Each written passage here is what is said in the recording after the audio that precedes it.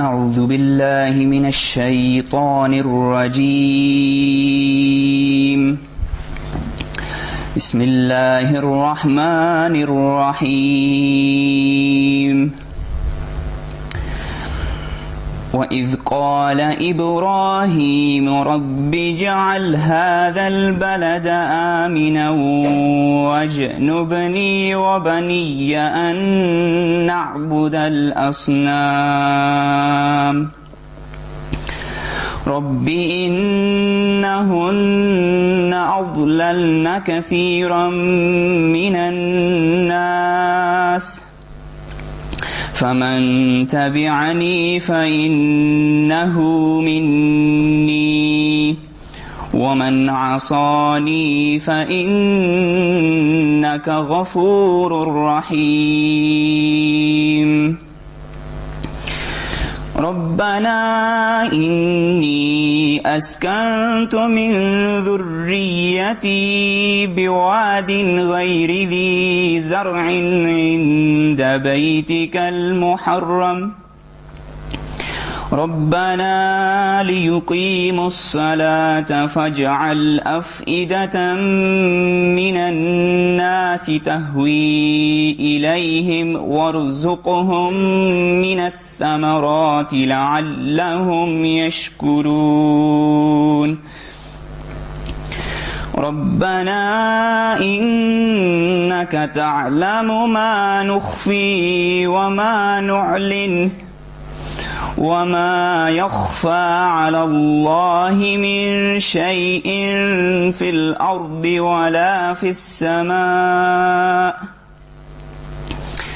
الحمد لله الذي وهب لي على الكبر إسماعيل وإسحاق إن ربي لسميع الدعاء رب اجعلني مقيم الصلاة ومن ذريتي ربنا وتقبل دعاء ربنا اغفر لي ولوالدي وللمؤمنين يوم يقوم الحساب.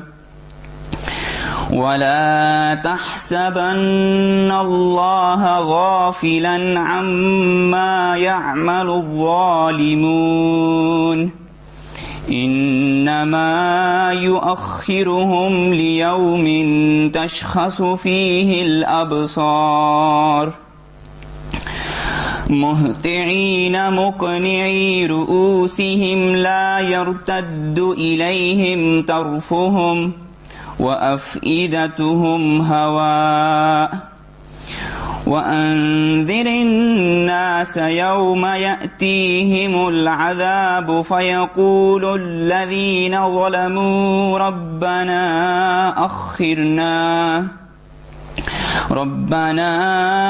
أخرنا إلى أجل قريب نجب دعوتك ونتبع الرسل أولم تكونوا أقسمتم من قبل ما لكم من زوال وسكنتم في مساكن الذين ظلموا أنفسهم وتبين لكم كيف فعلنا بهم وضربنا لكم الأمثال وقد مكروا مكرهم وعند الله مكرهم وإن كان مكرهم لتزول منه الجبال فلا تحسبن الله مخلف وعده رسله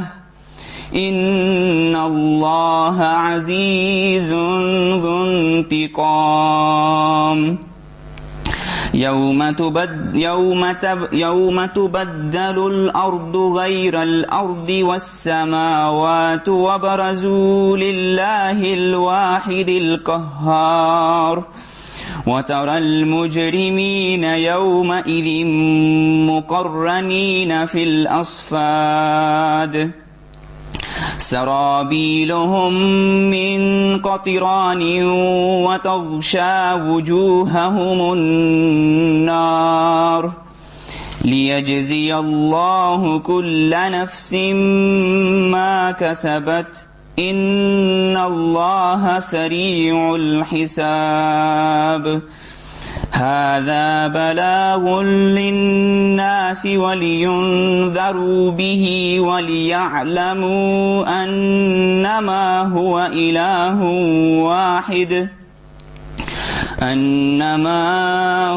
إله واحد وليذكر أولو الألباب صدق الله العظيم.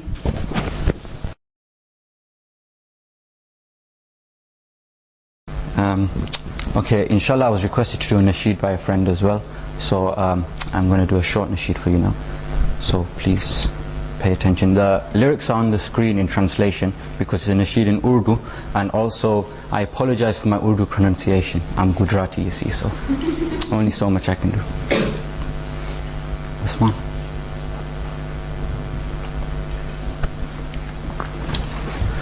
This naat is in the praise of the Prophet Muhammad sallallahu alaihi wasallam. So can please everyone recite Durood Sharif. Allahumma salli ala Muhammad wa ala ali Muhammad kama sallaita ala Ibrahim wa ala ali Ibrahim innaka Hamidum Majid. قدم ہے بلا لاج چلنے سے عاری، قدم ہے بلا لاج چلنے سے عاری، لو اب الوداع الوداع ہے ہماری، یہ لو میرا قرآن، یہ لو میری سنت، یہ لو میرا قرآن، یہ لو میری سنت،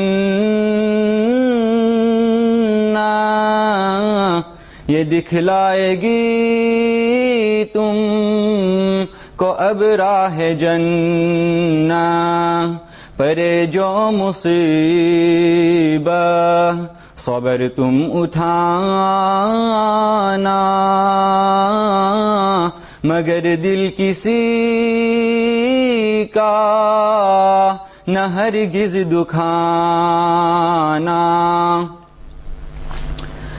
تمہیں پل صراط پہ خدا کر ملوں گا، تمہیں پل صراط پہ خدا کر ملوں گا، میں امت کو اس پہ سے گھرنے نہ دوں گا، کروں گا وہاں میں نگہداری تمہاری، لو اب الوداع الوداع ہے ہماری، اگر وہاں نہ ہوں تو کوثر پر ملوں گا، اگر وہاں نہ ہوں تو کوثر پر ملوں گا، میں امت کو پیاسی جانے نہ دوں گا، بھجاؤں گا تشنا لبھی کو تمہاری، لو اب الوداع الوداع ہے ہماری، اگر وہاں نہ ہوں تو عرش پر ملوں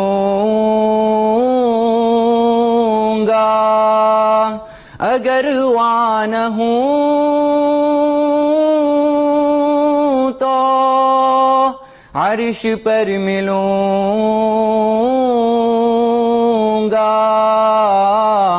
मैं रो रो के हक से मैं रो रो के हक से मैं रो रो के हक से दुआएं करूँगा वहाँ मैं आहज़ारी तुम्हारी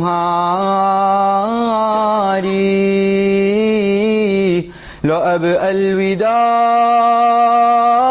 अलविदा अलविदा है हमारी। जज़ाकल्लाह।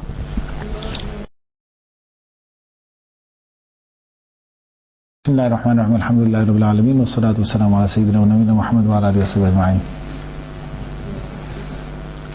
Firstly, to all my brothers and sisters who are here, Assalamu alaikum wa rahmatullahi wa barakatuh.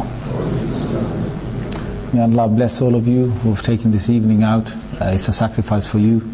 It's more probably a sacrifice for you than for myself to have taken this evening out. I know the food is there later on, and whenever there's food, there's always a good crowd. It's always the case, but alhamdulillah, you've made the sacrifice. May Allah accept your intentions. Now I need you to be attentive. The more attentive you are, the more attentive I will be. If you show me that you're kind of, not too keen or getting a bit tired, then it's going to mean I'm going to have to cut short as well, right? So if you pay attention, inshallah, bismillah. The lecture itself, or the reminder, is about the Muslim student. All of you are students. Is there anyone here who's not a student? Please put your hand up. If you're not a student, please put your hand up. Okay. Right. So if I rephrase that question, if I say, if you're not a student of Islam, put your hand up. Good? Very good. And you might be a student of the university, but it's not to say that you're not a student of Islam. I just remembered one of my dearest sheikhs, who I spent just a very few moments with, few days with in his service. I wish I could have spent a lot longer with him. His name is Sayyid Ahmad Khan, rahimahullah, and he had on his passport till he died, at the age of 86, till he died, he had on his passport, his occupation was Talibul Ilm, was a student of knowledge. On his passport, the occupation was Talibul Ilm, the student of knowledge. What I want to say to you, brothers and sisters, is that no matter how much and no matter what we do, we're always learning. We're always learning. There's no one who's not learning. And you could become, I know you've titled this the Muslim student, but one of our dear sheikhs, Sheikh Naeem, may Allah give him a long life, he said that there's a difference between a student and a talibul ilm. So in a madrasa, they'll call you a talibul ilm, and they'll say that you are different from student. So we would say, Sheikh, what are you saying? Talibul ilm means that one who's seeking knowledge, and a student is one who's seeking knowledge. So he said, no, talibul ilm and a student, there's a difference. Because talibul ilm, the one who is a talibul ilm, who's talib basically means one who's seeking, and ilm is knowledge. He said that the one who seeks knowledge actually goes to the knowledge, and the one who's a student is fed knowledge. Do you understand the difference? All you guys, you come to a lecture theatre and you sit down there, and all your lecturers, they've got these wonderful boards, and they've got the slides, and they've got these notes for you. And I was a student as well. Yeah, you don't read those two, do you? Yeah, unless you have to read them, right? Unless you have to read them, you don't read them. 90% of people who come to these lecture theatres, you've got all your notes from the beginning of the year, but you don't read them, do you? Unless you have to read them, right? Exam time is coming, so you read them. If you really have to know about something, you read them. Otherwise, you just come to the lecture theatre, he gives you a wonderful presentation, and you sit there listening and say, yeah, that's good, fine, what's the next piece? What do we have to do? What's the coursework? Now, the coursework or something might make you read it. but you don't necessarily have to go through all the notes that they've given you. And he said that's one difference between a student and a talibul ilm. Because a talibul ilm will actually go in search of the knowledge. And when he goes in search of the knowledge, he is actually wanting to take the knowledge from its source, rather than sit somewhere where the knowledge can come to him. Imam Bukhari rahimahullah, he was asked, now we all know who Imam Bukhari is, rahimahullah. He was asked once by a king of one of the lands where he visited. A king. And the king said, I would like you to come to my residence, the palace, and teach my son, the prince, Islam and Hadith. So you know what Imam Bukhari said, rahimahullah? He said, tell your son, the prince, to come to my residence. I'm not going to your palace. Ilm of Islam, ilm, what we call ilm, because ilm is different from the sciences. Ilm is different. And when you're talibul ilm, you're a different person from a student. And I want you to take a few things today so that you can transform your lives as students to talibul ilm.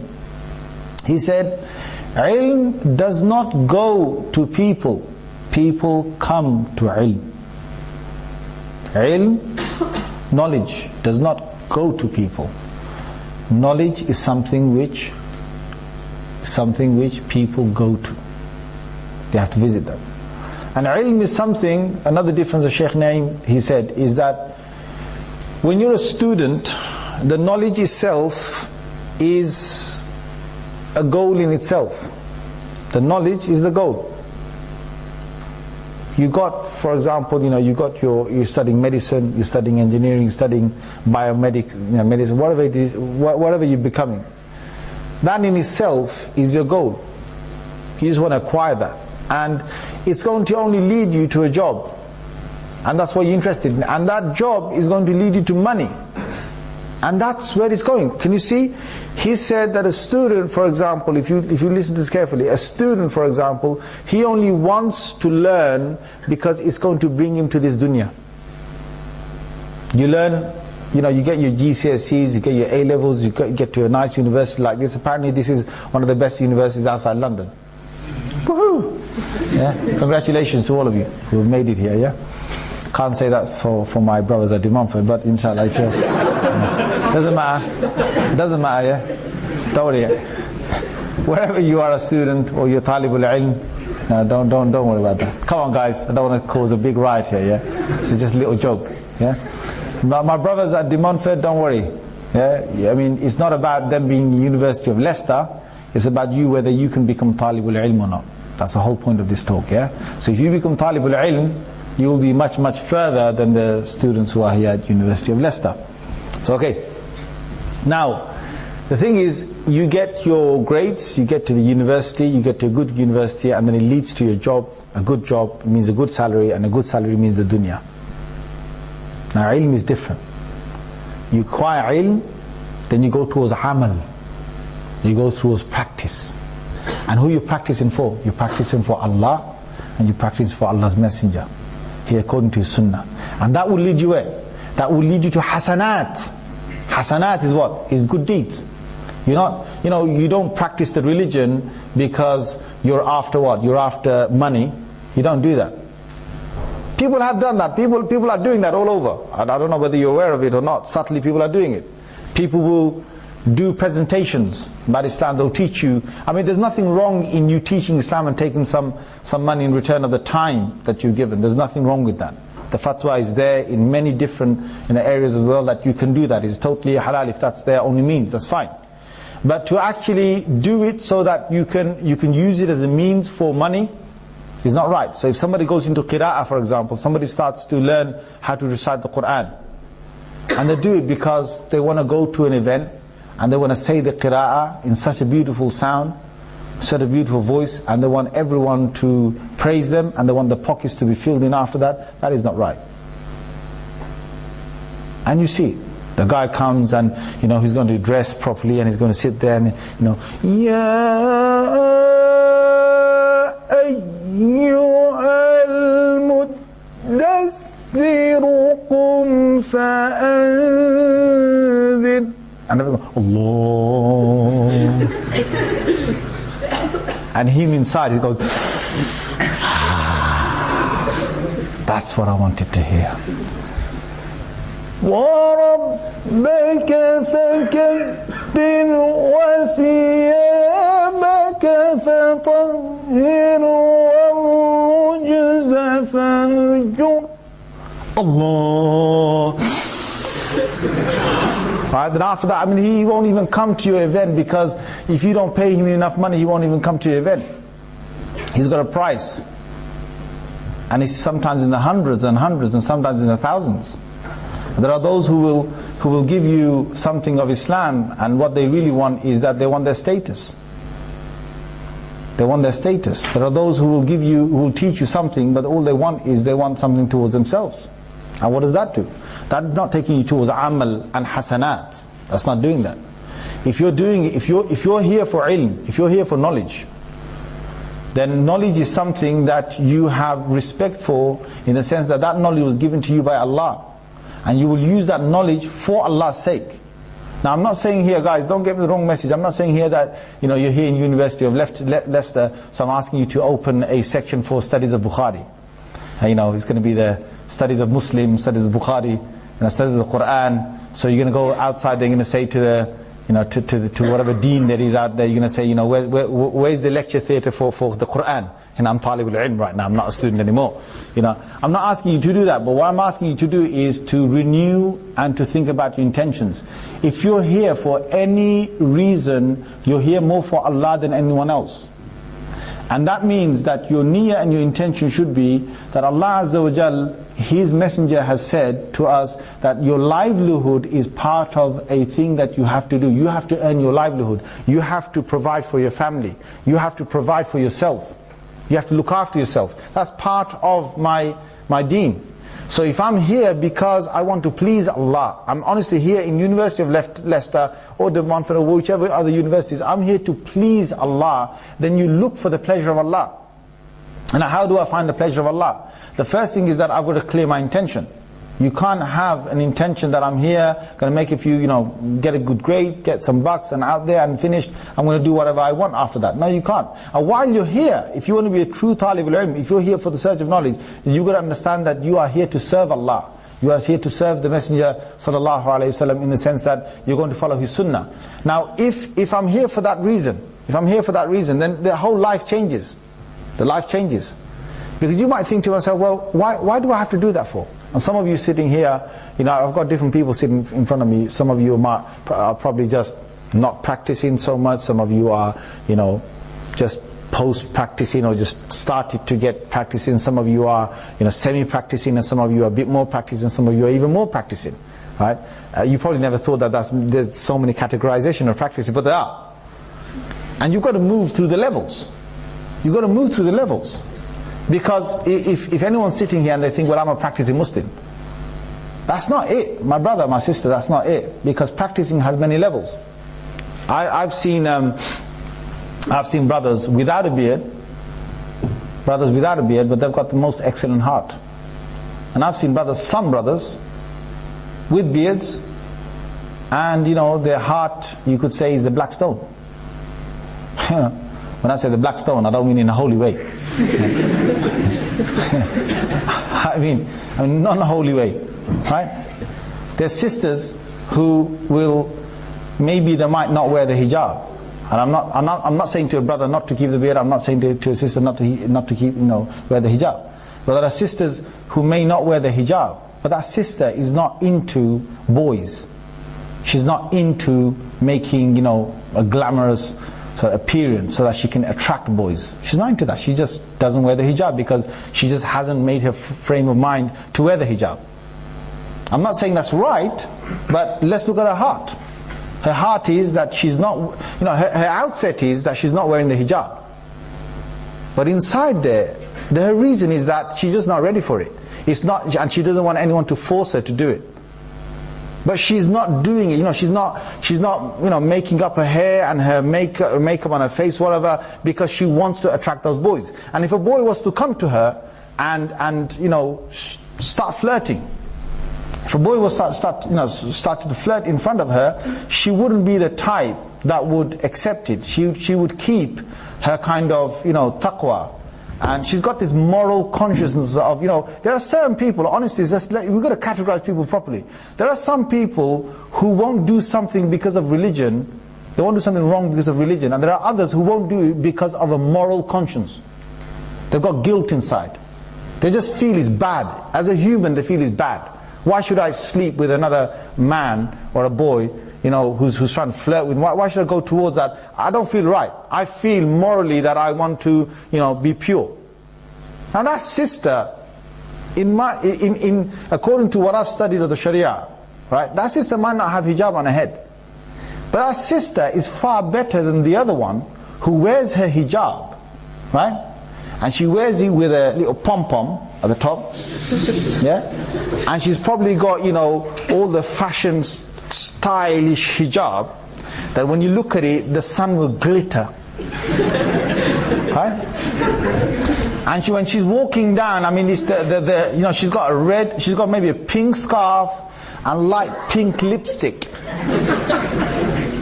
And she's got eyebrows that are shaped, and she's got fingernails that, it's like, hey, you want to call me Catwoman? I can become your little Catwoman, She's got an abaya with so many studs on it that are, glittering. Every part of it is like, it's attraction. It's all over her, right down, it's one of these, fancy Qatari abayas or whatever they want, and it's really appealing. And then if you look at her shoes, she's got like so many inches on top, so she's really 5'5", but she looks 5'9". Right? And every move, when she sees a brother, every move is like, brother, do you wish you had me? That sister who's wearing this, she's wearing the hijab. She's wearing the hijab. But to me, that sister is not any better, in fact worse than the other sister. And I'm not saying, don't get me wrong please, I'm not saying don't wear the hijab, I'm not saying that. But what is the point of us having an outer life of Islam when here, we haven't got God in here? People, I'll be honest with you, there are people I've met who will practice Islam because of what others are making, others' opinions. Others making opinions about them, that's why they're practicing their Islam. And it really gets on my nerves. Gets on my nerves because, if you keep your beard and you wear your hijab because of others' opinions, did you seriously do it for Allah's sake? What are you going to say to Allah on the Day of Judgment? Are you going to say, Allah, I wore this hijab for your sake? Oh Allah, I kept this beard for your sake. Oh Allah, I want you to go to Jummah for your sake. Well, if it's for Allah's sake, then whether you're in the heart of Leicester Sharif or whether in the university, there should be no double standards, right? There are sisters who will leave the house with the hijab on and they will come back with the hijab on. But in between, it was Marilyn Monroe. In between, it was someone else. Right? When that scarf came off, she was someone different. There are brothers who will be the best brothers in the house with their parents and looking after the parents. And when they go to university, his walking changes. His style of walking changes. When he's in Leicester Sharif, when he's in the heart of Leicester, he's like, he'll walk with his eyes down, astaghfirullah brother, astaghfirullah brother, astaghfirullah brother, look down, astaghfirullah. These sisters, man, they should know better, man, astaghfirullah, yeah? And when he comes to the university, he's like, what's up, man? What's up, man? I've seen these guys. They got double lives. What's inside here? Why did you act so good inside your hometown? And there are brothers, some of you are not from Leicester.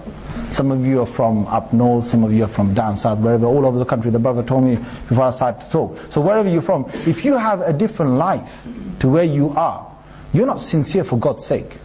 For Allah's sake, you're not sincere. Now you need to start checking yourself, my brother.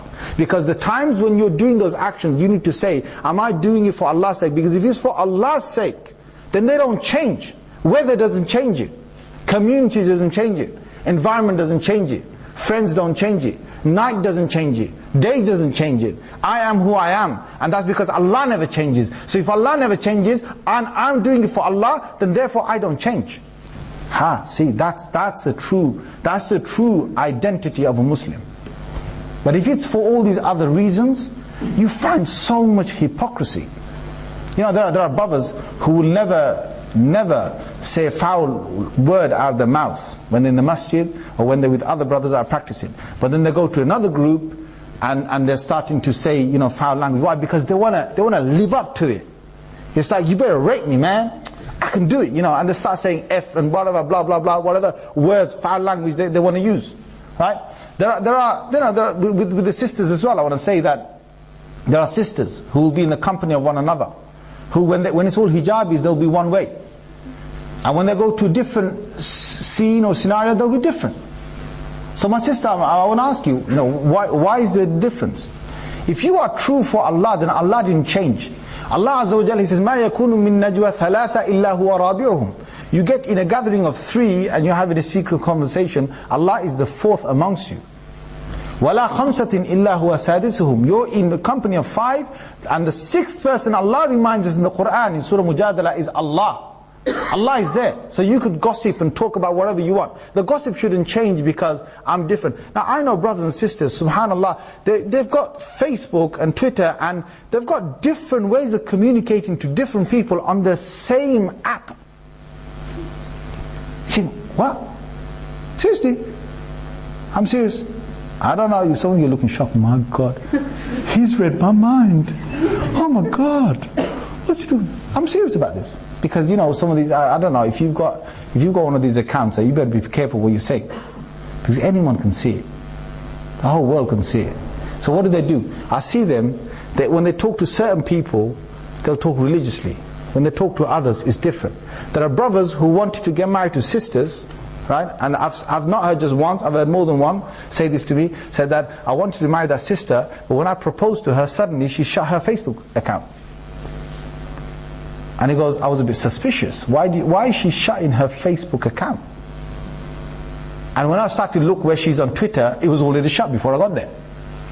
And then he decided he's not going to marry her, because he's already getting suspicious. Now brothers and sisters, I'm telling you, if my life I'm leading it for Allah's sake, then let it be for Allah's sake. Because Allah Azza wa Jal says in a hadith al-Qudsi through the mouth of our Prophet sallallahu alaihi wasallam, Man amila amala, whosoever has done any action, ashraka fihi ghayri, who has associated somebody else in that action with myself in that action, taraktuhu wa amala, I have left him to his action, to himself or to herself. I have left him to that action. And that other hadith says, Inna Allah la yanzuru ila suwarikum. Allah doesn't look at your appearances more than He looks at your hearts. That's what the hadith means. That hadith doesn't mean He doesn't look at your appearances at all. At all. He doesn't mean that. It means more than He looks at your appearances, Allah looks at our hearts. And in our hearts, that's where taqwa is. That's where the fearing of God, that's where the consciousness of God is. And according to the amount of consciousness of God I have, that's how practicing I will be. And I'm telling you, brothers and sisters, we need to move up the levels. So what is moving up the levels? Number one is, if your heart hasn't seen or hasn't tasted the beauty of Allah and His Messenger, then your outside cannot last. I want to make this quite clear. There are brothers and sisters who come in the deen and they go back at the deen. They came in, they went out. قَدْ دَخَلُوا فِيهِ وَقَدْ خَرَجُوا بِهِ. Allah says in the Holy Quran, one part about the hypocrites, He says, they came in and they went back out.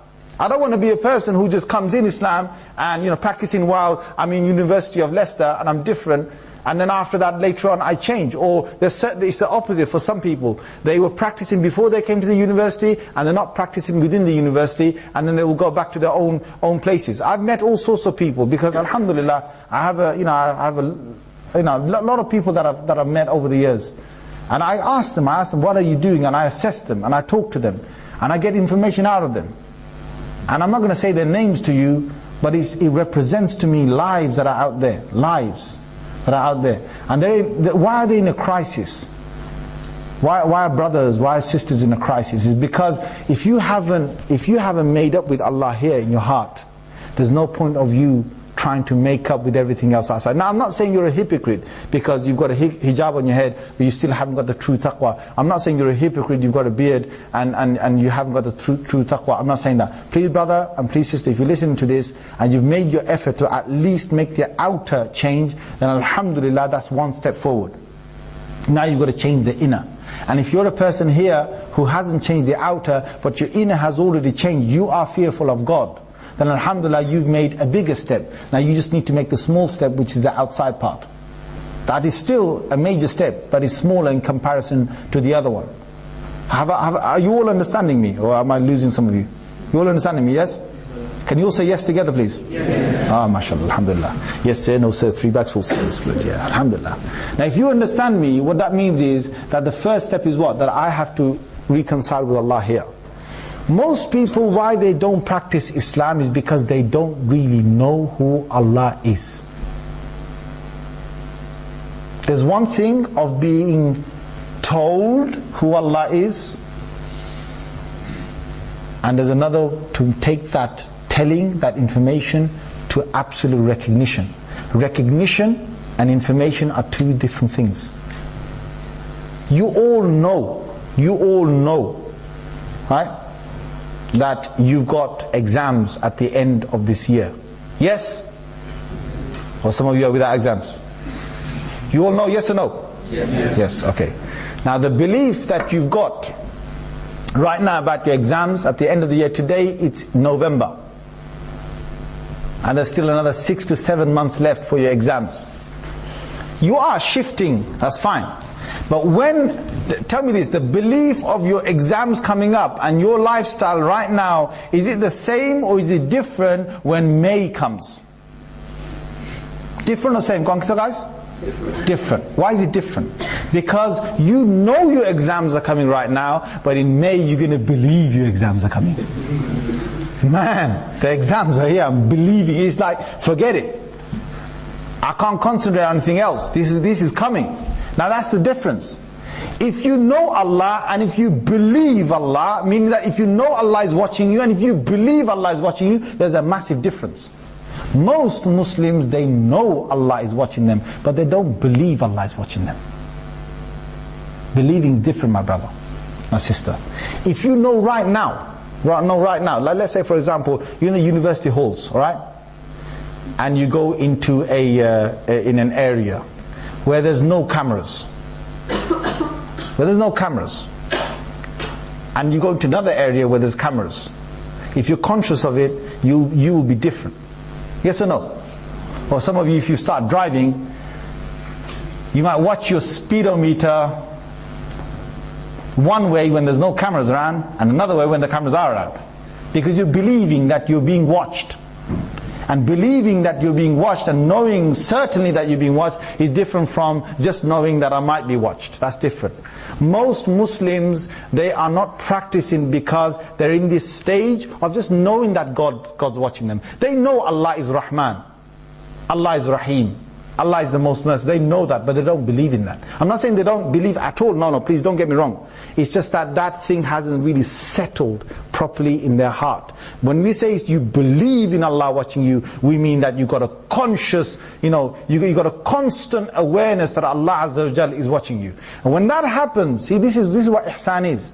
Most Muslims, they either, look, let's be clear. Have you all heard that hadith of Jibreel? Another famous hadith of Jibreel where Jibreel, he comes to the Prophet ﷺ and he puts his knees to his knees, he puts his hands on his thighs. Yes? Yes? Yes? And then he asks him 3 questions. What's the first question? What is Islam? What's the next question? What is Iman? And what's the third question? What is Ihsan? So what happens is that Rasulullah ﷺ here, look, this will sum it all up.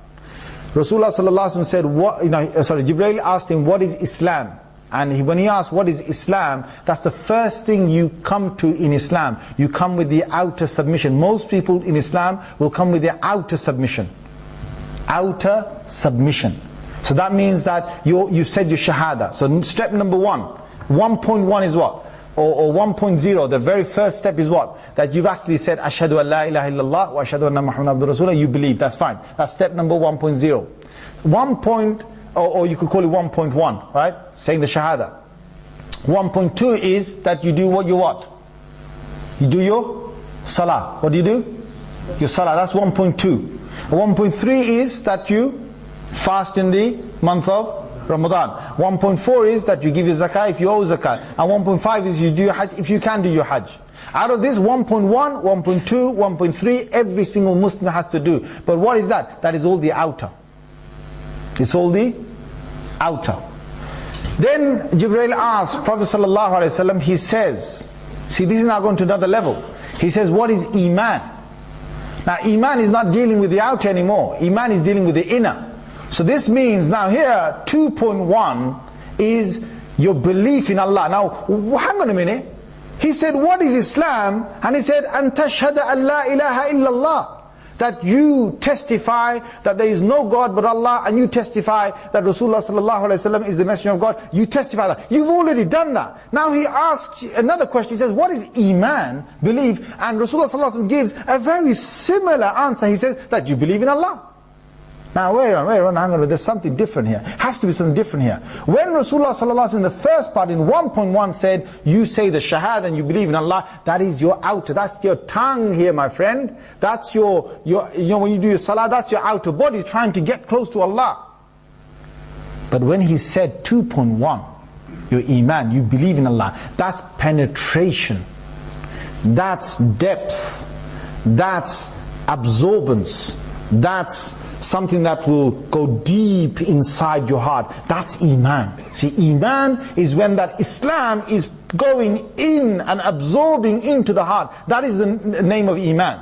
So when the Prophet ﷺ here says, "An tu'mina billah," it means that I've already got my outer going on, I've got my hijab going on, I've got my beard going on, I've got my salah going on. But to get my heart going, I have to now look at 2.1.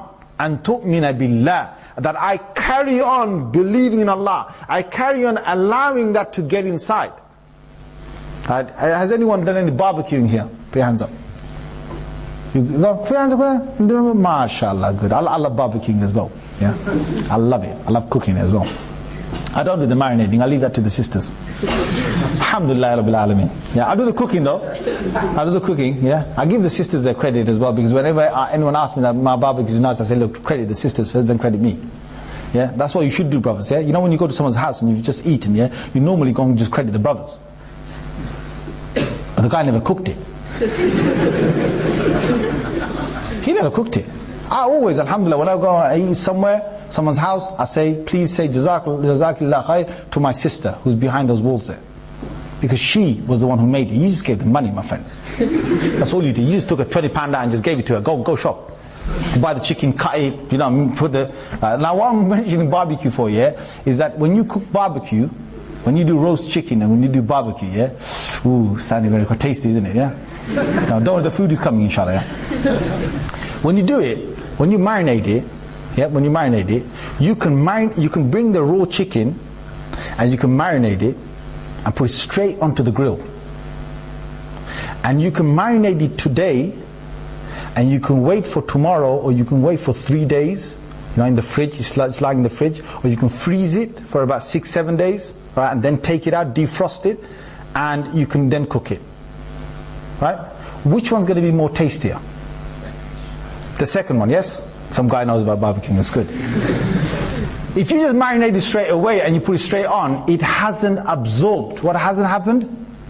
It hasn't absorbed. When it hasn't absorbed, the marinating hasn't gone into the meat. And when it hasn't gone into the meat, you'll just taste the marinating on the surface of it, but you won't taste it inside. Inside it will be, you know, it will be just white chicken. That's all it will be, cooked. But it's just bland chicken. That's all it is. But if you allow the marinating to absorb, then alhamdulillah, summa alhamdulillah, scrumptious, wumptious, it tastes nice from beginning to end. Yeah? Now what I'm trying to say to you is, pasting Islam on top of me everywhere, yeah? When I'm looking like a nice Muslim outside, that's just getting the raw chicken and just pasting the barbecue paste. But allowing that to go into my heart is Iman. That's when it really tastes nice. That's when I'm going to feel good about my Islam. See, most people, why they don't feel good, they come in, they try to be practicing, they don't feel really good about it. Why? Because you haven't allowed that Islam to absorb into yourself, into your heart.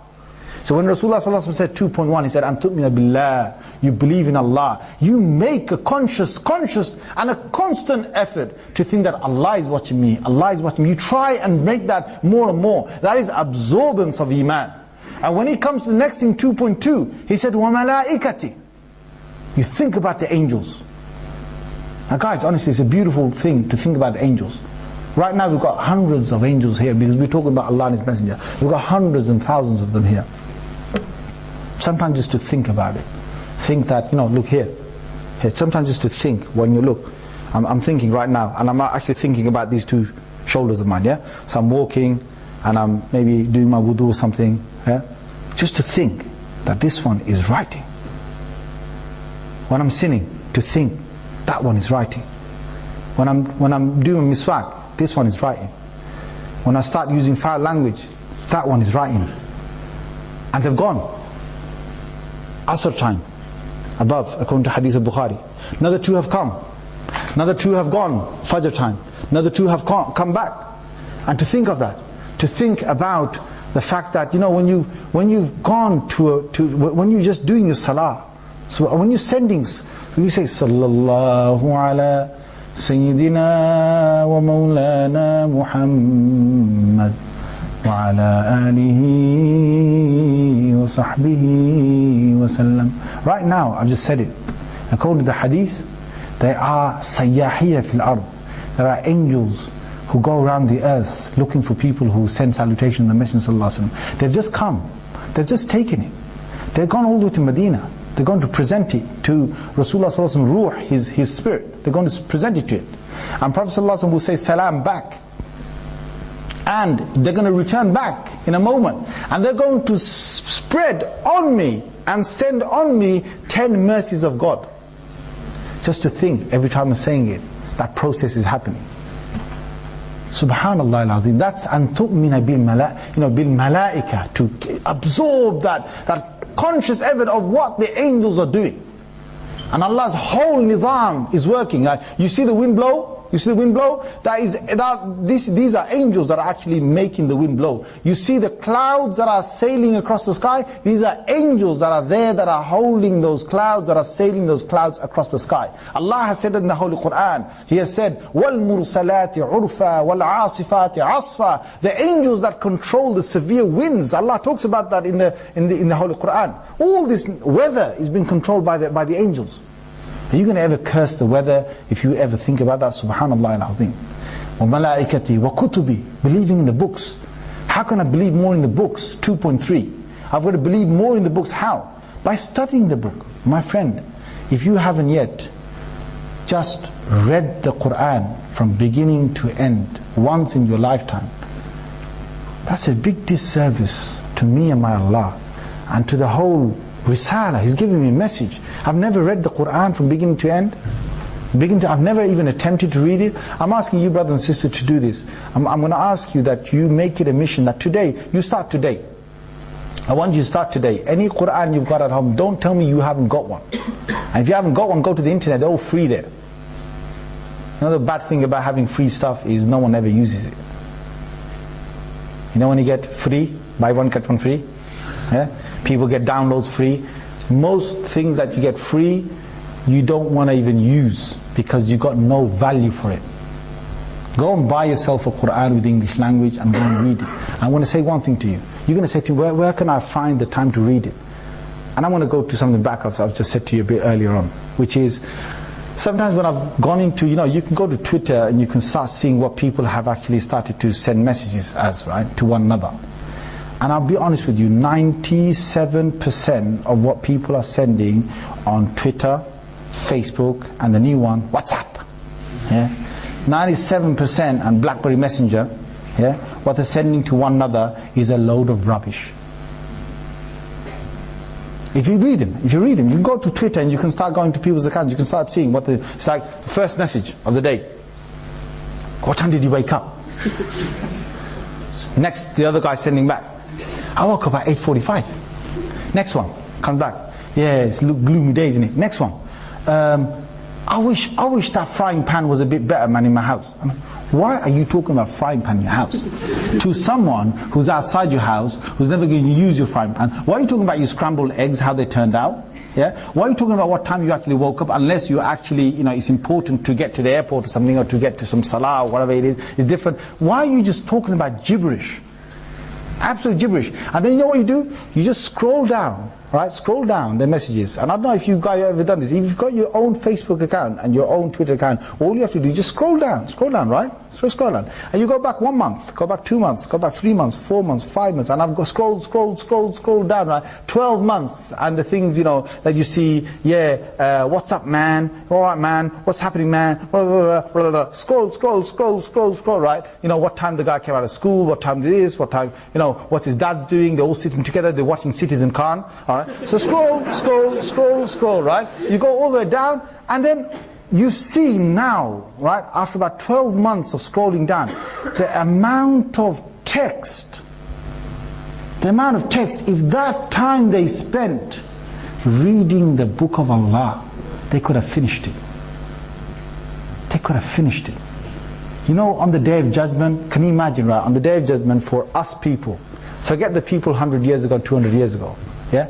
People 100 years ago, 200 years ago, they're going to have a different account. For us, right, it's going to be, what's going to happen in our time when we get up on the Day of Judgment? It's going to be, the biggest regret here is going to be, my God, I wasted so much time on these devices. That's going to be a massive regret. And I'll tell you one thing, people 100 years ago, they're not going to have those regrets. We think that we are better than them. We got technology, much better. We can do worldwide internet service. We think we were much better. Those guys? I think they were better. They were better. If the guy had to go and commit adultery, he had a mission. Mission impossible. Serious. The guy had to look at her from a distance while he's working on the farm and give a quick look before anyone sees anything. He's still working with his haystack, and he's got to somehow get close to her, but he can't. Because her dad's watching, her brother's watching, her uncle's watching, they're all watching. And if he ever gets too close, her dad will come and do his circumcision again. He knows. And he might do so well, he might not have anything left, So he's got to think, how do I get to her? Now, she goes to her house, it's in the village, right? She goes to her house, he goes in her house, and in his house, and all he can do is just dream of the face that he just saw. Boom, boom, boom, boom, boom, boom. Now, if he ever comes out in the night time, out of his door, in the night time, those villages, I don't know if you've ever lived in a village, it's like you hear the stairs creak, it's like people will get up. He's like a thief. Right? Imagine they catch him with his pants on. He says, I'm not thief. The guy's going to think twice. Now, how's she going to come out? My God, if they ever caught him, right? They'd beat them to anything. They'd do horrible things to them. They'd lose their whole life. It's so difficult to get together. But today, you think you've got technology and you sit in there, you can see her, you can view her. You got these webcams, you got these, you think what? You think this is luck? I think this is damn unluckiness that's just come straight onto our tables. It is seriously the worst thing that could do, because you don't have to go out, you don't have to spy, or you don't have to secretly go out. You just sit in your own room. If a man wants to sit in his own room, in the depth of the night, close his door, watch pornography all night. If he wants to do that, he's done it. He's done the same thing that guy 100 years ago would have taken, a decade to try and plan and do. He would have done it in one night. He'd have done it in one night. And you think what? You think this is making our lives any easier? All I want to say to you, brothers and sisters, is, these technologies that we've got, please be careful. It's a very dangerous thing we've got. We all got it, and we have to use it now and again, but please be careful. What you need from it, take it. What you don't need from it, please don't bring trouble to yourselves. And that's what I was saying, that I've scrolled down and I've seen down, and I think to myself, Ya Allah, these people, what's going to happen to them on the Day of Judgment? They're going to stand there with the biggest regrets. With what? They wasted their time on what? There's guys in universities who are crying at the end of the year because they wasted their life throughout the year. On what? On all these gadgets. on texting, on emailing, on mobiles, on 4G, 3G, whatever you want to call it. They've done that throughout the year. They've got together. I mean, you know, I think, you know, it's just such an annoyance that you've got a phone. People can get into your time any time they want. People can just ring you and start taking time off you any time they want. This is just such an annoyance. But I'm not saying to you, look, I'm not saying to you become Taliban. I'm not saying go home and start smashing the TV. You know, we heard a lecture. I'm not saying take your iPhone or whatever it is and start, you know, burying it somewhere in the soil. All I'm saying to you is we've got to have a clear thing of how much we're using of this, and to use it in the right service. I want to say to you something which, you know, Mufti Abdul Muntaqim, one of my colleagues. Now you can see what time, you know what you could do with your time, brothers and sisters, yeah? You know, people say normally, I haven't got time for this, I haven't got time for that. But what have you got if you really saw you could do this? And I'm going to say something to you, and this has really inspired me. Really inspired me. Mufti Abdul Muntaqim, one of my colleagues, he said to me that he was in the service of Mufti Taqi Usmani for about 9 years in Pakistan, Mufti Taqi Usmani. And he said, Mufti Taqi Usmani, you know, he's a very punctual person, very punctual with his time. 7:58 every day, 7:58. He would finish his meeting with one person. 8 o'clock, his meeting with another person would start. 2 minutes in between. So 7:58 comes, Mufti Taqi, as soon as that person leaves, Mufti Taqi grabs a book from behind him. He looks inside, he finds a hadith. He takes a reference, he takes a bookmark, puts it where he wants it. The other person has arrived in 2 minutes time at 8 o'clock. He shuts the book and then he puts it back into the shelf. Then he starts his next meeting at 8 o'clock. Next day, same schedule. 7:58, that person leaves. 8 o'clock, the next one's coming. But before he comes, he takes that book out, the same book of yesterday. He then opens it, he finds exactly where the bookmark was, and he then copies the reference over to a notepad. The hadith or whatever he wanted to copy over, he copies over to a notepad. Then the guy's here, puts the book away, and then they have their meeting. Next day, he takes another reference out. Next day, he does the same thing. Over so many days of 2 minutes, so many days of 2 minutes, so many weeks of 2 minutes, he wrote an entire book. He wrote an entire book. Subhanallah al-Azim. And people say, I haven't got time. You know, these spare moments that the student has got. You know, you guys are rich with time. You're rich with time. You don't realize it. And you're not going to realize it until you get married, you know. Then half of your time goes. And then when you get a child, then, you know, another quarter's gone. You get another child, an eighth is gone. You're left with about an eighth of your time. And then you get another child or something, you know, you're living on like 1/16 of your life. You know, the rest of it's gone to your wife, and it's gone to your husband or whatever, and gone to your children. You will realize that time. You guys are free as anything. The laundrette washes your clothes, the takeaway provides you food, yeah? Or you have students accommodation where you live on baked beans. And mashallah, alhamdulillah, if you're doing that, alhamdulillah, or you're living on chicken and chips every single day, please be careful. Yeah, whatever the case is, you're living on, but you haven't got worries about all these expensive, you know, things that you know once you get into real life. And what the whole point here is that when Rasulullah sallallahu alaihi wasallam said to us, he said 2.3 about the book, and he said 2.4. What better book can you guys study at this time than the Holy Quran? And I want you to do one thing. When you study that Quran, when you read through, there's going to be passages you will not understand. I want you to put a marker there. Just put a marker, just leave it, move on to the next part, and then carry on reading.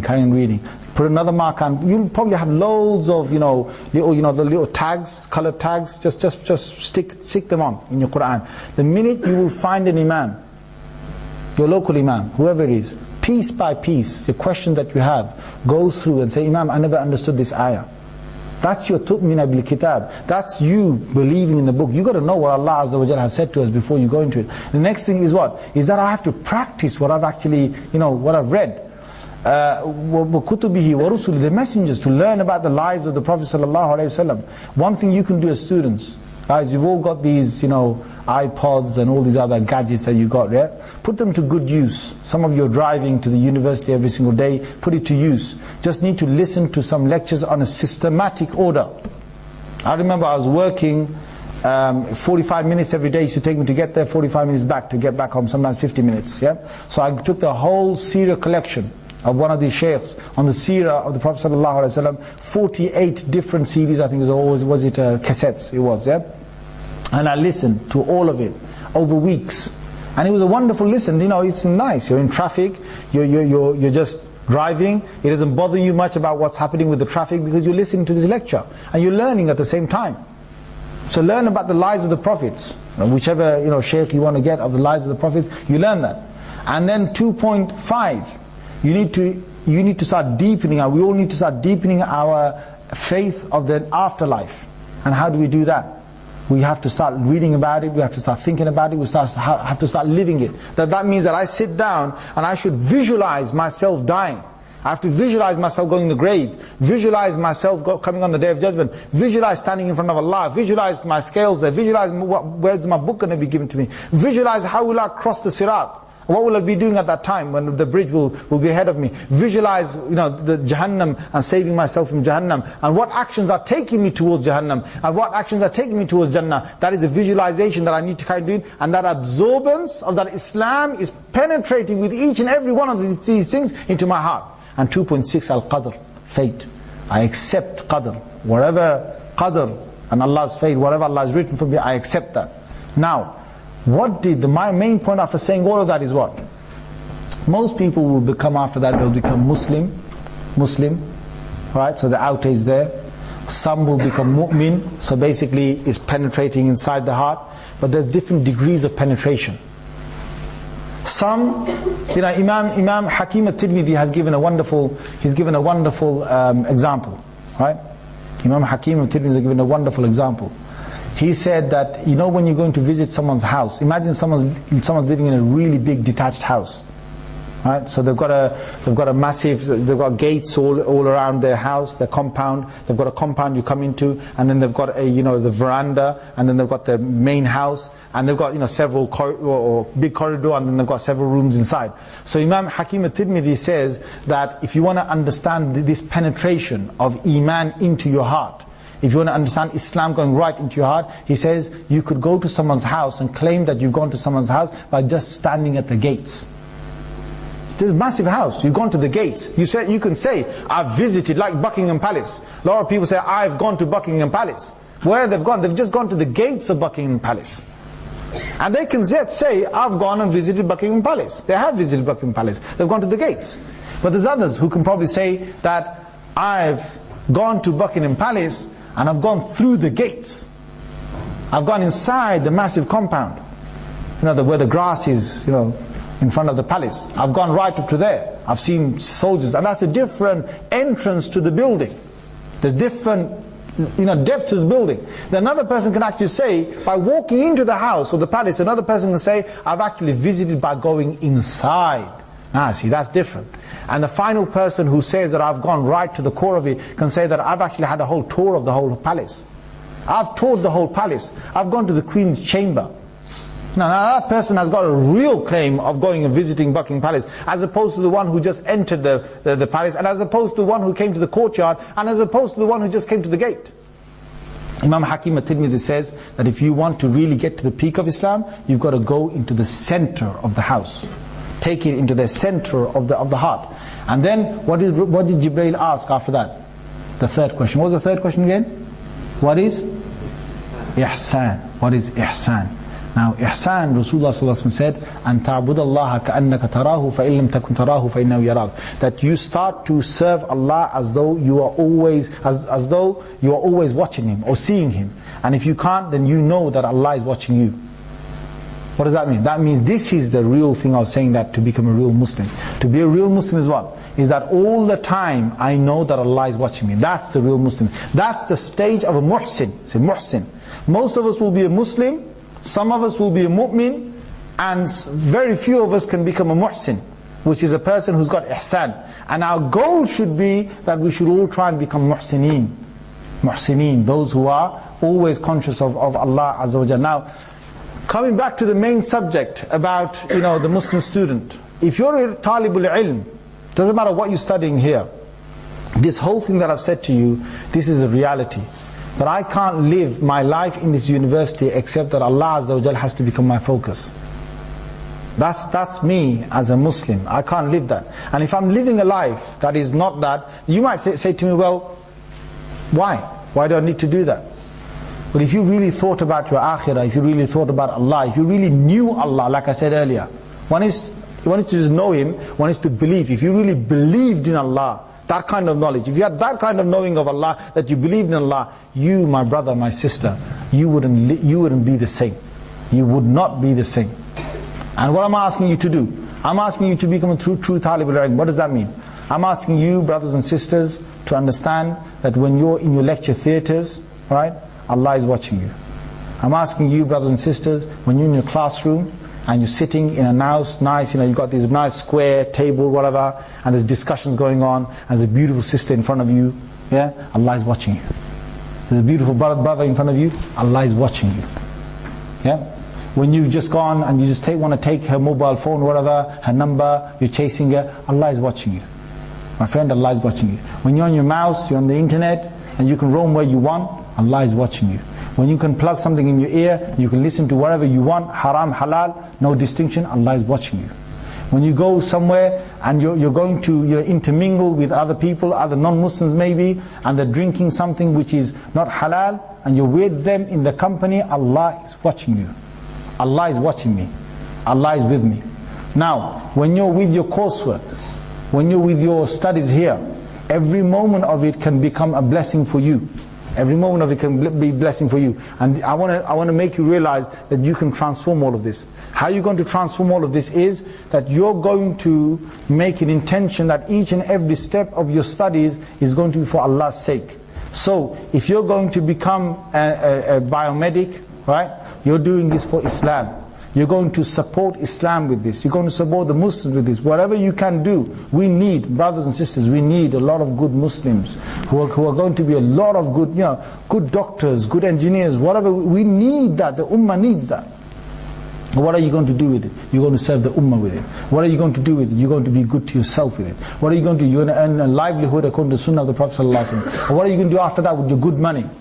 You're going to spend your time with the ibadah of Allah. Allah Azza wa Jal. You've got the dunya, you've got the akhirah. You've got the best of this world, you've got the best of the next world. Otherwise, I will take this world and I will lose the next world. Allah Azza wa Jal has talked about those people. أُولَٰئِكَ الَّذِينَ اشْتَرَوُا الْحَيَاةَ الدُّنْيَا بِالْآخِرَةِ. There are certain people who are bargaining. Their bargain is, they've given away the akhirah, they've taken the dunya.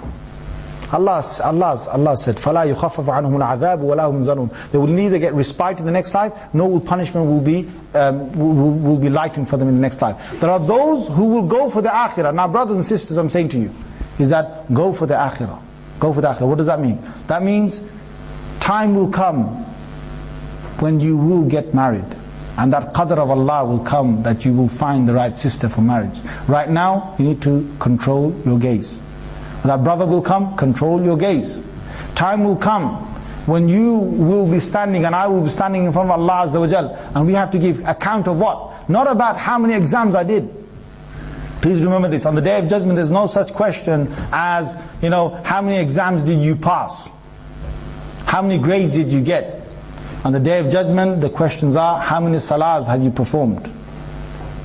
That's my question on the Day of Judgment. I've got to prepare for that, as well as preparing for this.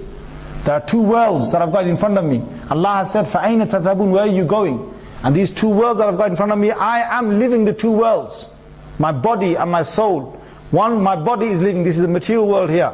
And my soul inside me is living the akhirah. And I've got to never forget that. And the more I absorb myself in this world, I will forget, then I will become distant from the next world. The more I go towards the next world, I will become distant from this world. And I've got to balance the two. I'm not asking you to completely run away and leave everything. I'm not saying that. And I'm not also saying to you that stay in this university and stay in the campus and do what you want. I'm not saying that. Brothers and sisters, to become a true Muslim student, I've got to know my identity. My identity is that I'm a Muslim, I'm a mu'min, and I want to become a muhsin. I want to become a person who's close to Allah Azza wa Jal. And I'm here to serve Allah. What does that mean? That I will do my best to become the best in this world so that I can please Allah Azza wa Jal. And that is my ultimate goal. Now what I'm going to do is, I'm going to open up with some Q&A right now, and there will be further things that I will say throughout the Q&A. So I'm going to ask you, brothers and sisters, whoever has got any questions, sisters can say it as well, that's fine. If you've got any Q&A, please raise your hands and start throwing in questions, inshallah. How do you deal with non-Muslims on campus? What do you mean by dealing? How should we have our interactions with them? Every non-Muslim that is here in the campus, or every non-Muslim that is here around us in Leicester or in any other university that you're going to, they deserve to be given the truth of Islam and the best of what I've got. They deserve to get that. So that's one side of it. But at the same time, I've got to save myself from losing my faith by being in their company, by losing my ways and becoming subdued by their ways. I've got to save myself from that. So what you do is, don't live a life in this university where you've never given dawah. You know, all you brothers and sisters, the least dawah you can give is by your example. Be kind, smile at them, you know, just a nice gentle smile, not like just a gentle smile, make them feel warm, make them know that you're not. Some brothers, they become practiced, and I'm telling you, you know, just the appearance will just kill you off. You know, the way the guy's keeping his beard is like, you know, the guy wants to eat you up. You know, come on, brother, you know, comb your beard, you know, make yourself look nice, make yourself look neat. And some brothers, I mean, you see them, yeah, they've got they're like,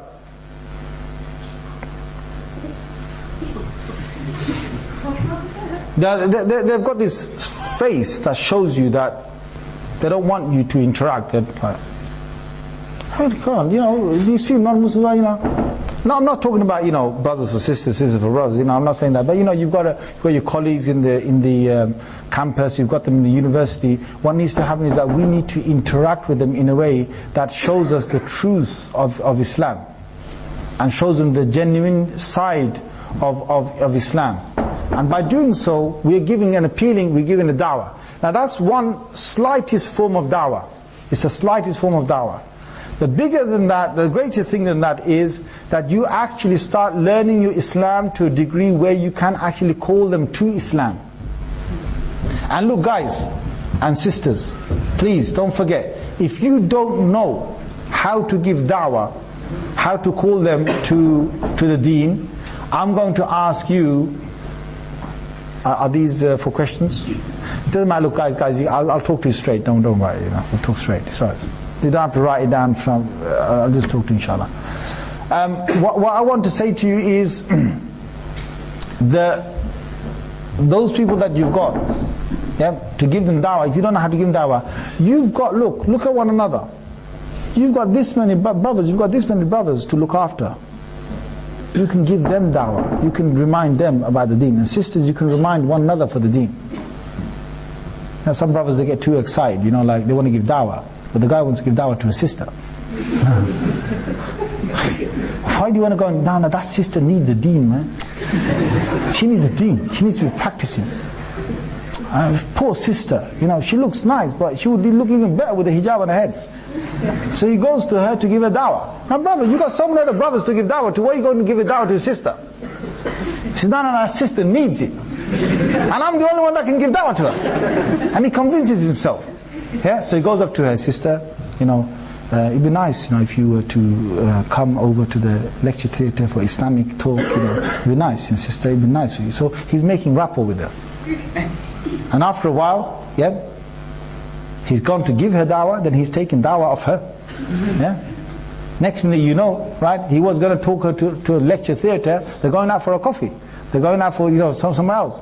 Now brother, you want to give dawah, you've got plenty of brothers to give dawah to. Yeah? And sisters, you've got plenty of sisters to give dawah to. So you remember that by default, you've all got each other to remind each other of the deen. You don't have to become an expert that you've got to go and bring people to the deen. You don't have to become that expert. Only a few people will maybe get up to that. But a lot of you can do it. How? You've got to know your own Islam. You've got to know your own Islam and how to talk to them and how to bring them towards the faith. And if you do that, my brother, and if you do that, my sister, you have earned yourself a ticket to Jannah. If you get one of them into Islam, you earn your way, your pathway to Jannah. And his whole generations to come, every time they will act upon Islam, you get an equivalent amount of reward for bringing them into Islam. But don't forget, this is not just to do with him. A non-practicing brother or a non-practicing sister, if you bring them into the deen, every time they practice the deen, you will get the equivalent amount of reward that they practice, every time they do that. So if you see a brother that is not praying, try and bring them towards praying. If you see a sister that needs to come closer to the deen, bring her closer to the deen. Okay? So that's the dawah. So going back to the original question, which is how do we deal with them? We want to give them Jannah. We want them to go with us to Jannah. So we want that. And it should be something that is in our hearts, that we want that to pass on from us to them. By the least, if you can't do that, because most of you leave this university and you've never had anyone converting to Islam, by the least, they should see the goodness of Islam from you. The goodness of Islam. I normally say this, and it's really scary. Imagine I do a deed because of which one of them on the Day of Judgment says to Allah that God, I didn't want to believe in Islam because I saw that Muslim. And if they point at me, I saw that Muslim do this thing, and I thought, is that Islam? Imagine I become a barrier for them. And imagine the opposite as well. Imagine I become the cause of him further investigating Islam. If you leave a good impression on them, inshallah, bi'idhnillah, one day or another, they will at least defend the Muslims behind your backs. It's happened to me. I had this doctor once. She was a Jewish doctor, and she was my doctor for a period of time. So whenever I used to go and whenever I used to see her, I used to end up talking about Judaism and Islam. Just talk about it. By the least, even if she doesn't convert to Islam, by the least she will get to know my religion, right? She will get to know who I am. So I remember very clearly and vividly that this was prior to 9/11. And every time I used to see her, we would smile and so on. And I know, she's a non-Muslim and she's a woman, right? But I'm not going to look at her for any other reason. That I'm there. She's going to examine me, and she was the specialist that had to examine me for whatever condition I had at that time. So I had to be there. So at times, I would have my mother-in-law go with me, and times others would go with me. But I wasn't there for any other niyyah. I was there that I would leave a good impression of Islam on her. So I talked to her in a nice way. I tried to give her the dawah of Islam, very subtle way. Now I remember when 9/11 happened, and the next appointment I had to go and see her after 9/11, I was actually quite, feeling a bit sort of, heavy-hearted. I was thinking, how's it going to be? I'm going to go and see this woman right now. She's probably going to think all sorts of things. So I got examined, and then I started to say, this thing about 9/11 and so on. I said, Islam doesn't really teach about this kind of. And she said to me, she really surprised me. She said, Hassan, she said, you don't need to tell me this. I'm thinking, which angle is she coming from? She goes, in my crowds, in my own crowds, with my own Jewish friends, I've been preaching to them that it can't be the Muslims. And I said, I was like, why? She said, because of you. Because of you. Because of the conversations we've had. I said, it can't be the Muslims. These are not Muslims. I've got a Muslim patient. And that Muslim patient is not like that. And the Muslims can't be like that. That's what she, and I thought, alhamdulillah. The least that happens from that is what? That they leave with a good impression. If you have students living in your accommodation, the biggest dawah you can give to them is how you keep yourself clean. If you're sharing your accommodation with a non-Muslim and they don't know how to use the toilet, teach them how to use the toilet. Seriously. If the guy just comes out, takes his hose pipe out and goes into the toilet, and he washes the toilet with his hose pipe, and you've got to go back in there, you've got to take water and wash it out before you have to use it. If I had a roommate like that, I'd go and teach him, listen mate, you sit down. You're not going to sit down, me, not going to be very happy. And teach him. Say Alhamdulillah, you tell him a few things. Tell him Alhamdulillah, when I was young I was circumcised. Alhamdulillah. And because of that, every time I go to the toilet, it all comes out in one go. Yeah, brothers, I'm telling you, sisters, these non-Muslims, someone that, they haven't circumcised, they haven't been circumcised. It takes, it takes a few goes to get it all out. Then you tell them, tell them about hygiene, tell them about cleanliness, tell them about, look, this urine is not good for you, man. It's not good for your body. You want to leave you all over your body, you don't want to wash yourself. Here, look, lotta, wash yourself. If you don't want to use that, tell him that you keep yourself clean, man. Yeah? Don't drop you all over the floor, whatever. I need to pray. Now, you're telling me the guy's going to get upset? Why should he get upset? Why should he get upset? You're talking about cleanliness, you're talking about good things. Tell him in a nice way. Don't say hosepipe, yeah? Tell him in a nice way. Tell him in a nice way, like, we keep clean. So I'd like to see clean. Let's keep the room clean. Now, if you're a person who's hoovering up, who's keeping things clean, who's tidying up afterwards and so on, and he sees that, if you're a person doing that, alhamdulillah, you know what? He will have the love of Islam. Somewhere deep in there, he'll have the love of Islam. If you ever start to cook, Rasulullah sallallahu alaihi wasallam has said, you know what he said? He said, whenever you cook something, he said, put some extra water in it. And make the stew, if you're cooking stew, if you're cooking something that has some broth in it, he said, extend it. Because you can always give extra to your neighbors. Let him eat from what you eat. Let him see who you are when you read your Quran and so on. Let him see the good life of a Muslim. Subhanallah al-Azim, that's a big dawah. That's a massive dawah that you can give to them. And kafa bihi amala. Anyway, what's the next question? Any sisters with a question? Yes, sister. Hi. Salam. Do you have practical advice as to how to go from Muslim to Mu'min or Mu'min to apart from moving forward? A practical advice from moving to Muslim to Mu'min to Muhsin and so on, the practical advice is that you just got to carry on practicing. You just got to carry on practicing. So for example, most Muslims will pray the salah, the ones practicing them, they'll pray the salah, but they will never think about praying the salah with devotion. They will never make a conscious effort to pray with devotion. So if sister, and to all the brothers I'm saying, all the sisters I'm saying is, it takes effort to pray your salah with devotion. It takes effort. Most people inside their salah, they're in cruise control. It's like, Allahu Akbar, subhanallah, gotta finish that paper, man, Maliki, man, gotta go, man, get that kebab, man, what a dallin, man, that smell out there, most people are in that, cruise control. It's like, their mind just leaving, just drifting, doesn't matter where it goes, let me think about what. But it takes effort to get out of that. Modern psychology teaches us that when you get used to any action and you do it over and over again, you actually get into that cruise control mood, that mode. All right. So what happens is, when you first learn how to drive a car, you're actually aware of everything. You're aware of the steering wheel, you're aware of the gearbox, you're aware of the pedals. There's so much going on. There's a mirror, a signal, maneuver, yeah? So you're aware of everything. Now, when you first start learning how to drive, if someone's talking to you while you're driving, you're like, hey, guy, listen, man, just keep zipped up, man. I'm trying to concentrate here, because your brain hasn't gone into that mode of cruise control. You can't just do it naturally. But after a while, after a year or after a few months, you get into that thing of, it's all natural. Pedals are moving, hands moving, steering is doing done, mirrors and looking over, talking at the same time, it all can be done, right? But that is very good. Allah's given this wonderful body that you can do these things, in naturally without even thinking, because your brain can't always think about every single thing. However, there's a catch to it. The catch is in salah. In salah, once you get used to Surah Fatiha and your surah and your ruku and your sujood, if you don't stop yourself, your body would automatically go into cruise control. That means you're just doing your ruku, you're doing your sujood, you're doing all of it, and you don't know where you are.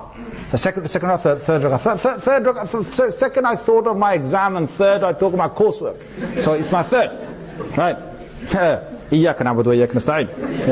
So if you don't actually stop and make yourself be conscious of it, you won't do it. Now, it takes effort, brothers and sisters, it takes effort. So what the sister is asking is, how do you move to Muslim to Mu'min, is that you actually start to change this type of salah. So what do, you get into your salah, right, and you start practicing, how many % can I get of thinking that Allah is watching me throughout this entire prayer? I want to know that Allah is watching me, Allah is watching me, Allah is watching me, Allahu Akbar, Allah is watching me. That's the only thing that should be on my mind. Subhanakallahumma wa bihamdika wa ta'ala, Allah is watching. Now, I want you guys to practice this.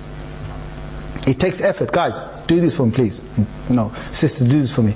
That, see how far you can. Don't make your real niyyah of 2 rakats. Don't make your real niyyah of 2 rakats. Just say Allahu Akbar without niyyah. This is just to practice, okay? And say Subhanakallahumma wa bihamdika wa tabarak asmuka. Just Allah is watching. Allah wa la ilaha ghayru a'udhu billahi minash shaitanir rajim. Alhamdulillahi rabbil alamin. Allah is watching. Maliki yawmiddin. Iyyaka na'budu. And suddenly, my mind is somewhere else. Right. I got as far as what? I got as far as Maliki yawmiddin. Let me start again. Allahu Akbar. Alhamdulillah rabbil alamin. Get as far as you can until you've actually done the full 2 rakats.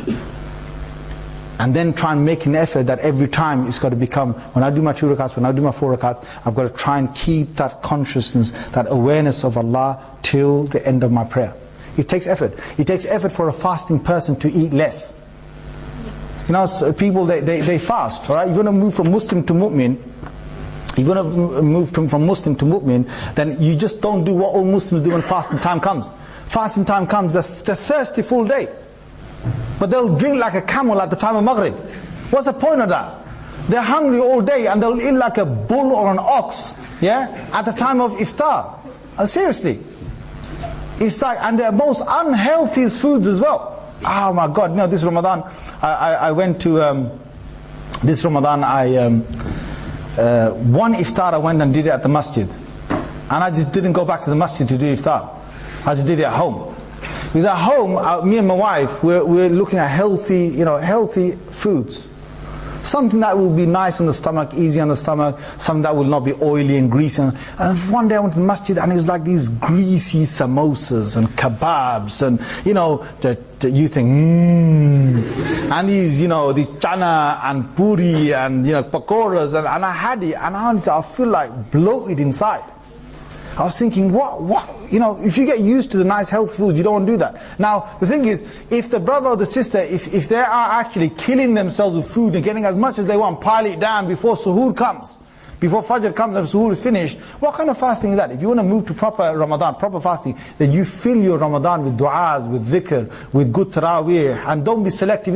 In Leicester, I've got a relative actually in Leicester. You know what he does there? He's proud of, his short taraweehs, Leicester, apparently you've got this mosque is like 1 hour 15 minutes, that one's 1 hour, that one's 50 minutes, 50 minutes, man, it's all over, mashallah. What are you talking about? Well, you want to get close to Allah and you want to be in a horse race for Taraweeh? They're in a horse race for Taraweeh. They come to a hurdle. What a balling! Alif Lam Mim. What is this, man? What on earth is this? And then you just hear the odd mud somewhere. أولئك هم المفلحون. إن الذين كفروا. What's going to be of the Tarawih after a whole month? What's going to be of the Tarawih? So I normally just tell him, listen, man, you want to get close to Allah. You want to make your Ramadan a proper Ramadan, then get into it. You know what Sayyidina Abdullah bin Mas'ud radiallahu anhu said? He said, when you read the Quran, he said a wonderful thing. Sayyidina Abdullah bin Mas'ud radiallahu anhu. He said, when you read the Quran, he said, fill the heart with the Quran. Fill it. Fill it with its pleasure. Enjoy it. And he said, let not the end of the surah become your goal that's on your eye. Let not be the end. You want to read Quran, enjoy, brother. Yeah? ذلك الكتاب لا ريب فيه هدى للمتقين الذين يؤمنون بالغيب ويقيمون الصلاة ومما رزقناهم ينفقون. And if you know the meaning of that, on top of that, it's just so beautiful. And that's what he said. He said, fill your heart with it. Fill it with it. Now that's moving from Muslim to mu'min because you're making your Ramadan meaningful. Same as Hajj. Hajj, they're all coming back, They're all coming back. You'll see, subhanallah al-azim, I've been to a few Hajj. And the normal Hajj is what? They're all, before the day of Arafah, they're all saying, sabr, Hajj, sabr.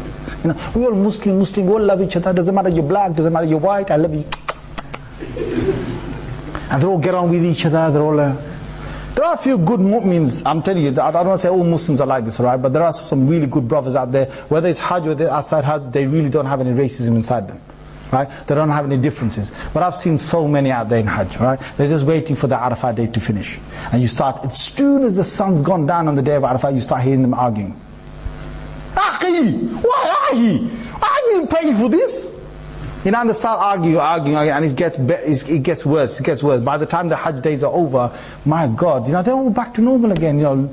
All, you know, where's the brotherhood and this? Now you see it now and again, alhamdulillah, good, but the real brotherhood where there is no difference between an Egyptian and a Syrian, and you know, there's no difference between a Pakistani, Bengali or Indian, you know, they all go back to normal again.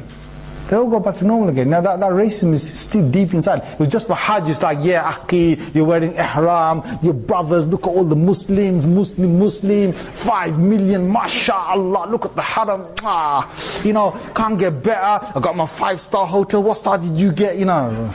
That's all Hajj is about. Now, if you want a real Hajj, the real Hajj is that you are going to go to Allah's house because you are going to pretend to become a dead person. You're dead for those 2 days, and when you come back, you're going to bring the barakah. You're going to bring the way of Ibrahim in your life when you come back. You're going to bring the seerah of Muhammad sallallahu alaihi wasallam in your life before you come back. You're going to bring the sunnah in your life when you come back. That's what the real, you know, iman is about. That's moving a Muslim to mu'min. So in all of these things, you can move. Right? You know, even ibadah, you know, a person wants to do the ibadah, and you can just sit there and you can just do ibadah of God without actually making an effort to be meaningful to God. But if you want to be meaningful to God, just put your heart in it. Put your heart in it. I'll give you an example, yeah? If you're doing like a, you know, duty, whatever, it's the difference between a taxi driver who drives and an F1 Formula racer. They both get into cars. They're both working, right? But the taxi driver, he gets in there and he's like going from this end of Leicester to that end of Leicester, £2 place, yeah? And all day he's just thinking, man, when is my hour's going to finish? But the F1 Formula racer who's racing around that pit, he's getting a thrill out of it. He's enjoying every part of that driving because he's different. He's doing it for a different reason. He wants to come out with a trophy and so on, right? It's a different with salah. If you can do your salah and it's just going to be normal salah, and I can do it with some passion. I can do it because salah is going to become my means of the akhirah. This is going to become my friend in the grave. I'm making my friend of the grave. I can put my heart into it. Now, brother, sister, let's be honest with ourselves. You're going to spend 4 minutes to do 4 rakats. Just add 1 more minute or 2 more minutes to it. Just 1 or 2 more minutes. And do a bit more slowly and try and take yourself out of cruise control. And you know what? You've made a very, very big meaningful salah. You've made your companion of the akhirah. You've got your light for the day of judgment. You've now got your iman. You've now got your penetration of Islam going into your heart. So, you know, to the sister there, you know, everything, like sisters who are wearing hijabs, you know, renew the reason why you're wearing the hijab. I'm wearing it because I want to be modest. Now, if you want to be modest, then you be modest. If you're wearing the hijab to be modest, that is to be modest. To show the brothers that I will not be touched except by my husband in that way until I get married. That's the reason why you're wearing the hijab. You're trying to say that I'm away from that dirty life. That life where a woman puts herself down to others. I'm away from that. I'm a woman of dignity. I'm a woman of pride. I've got my Islam and I'm proud of it. And I've put myself around with the hijab because I'm going to show that I am a person who's in a castle who should be honored. Muhsanat, that's what Allah said. A woman who has placed herself on a high tower to be honored and respected until her time comes to be with her husband. That's who I am. So don't give me, the hijab means I don't want any loose talk.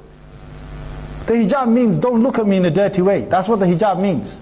So if I'm doing that and I'm also putting all that makeup and all that other stuff I've said, I'm giving 2 messages.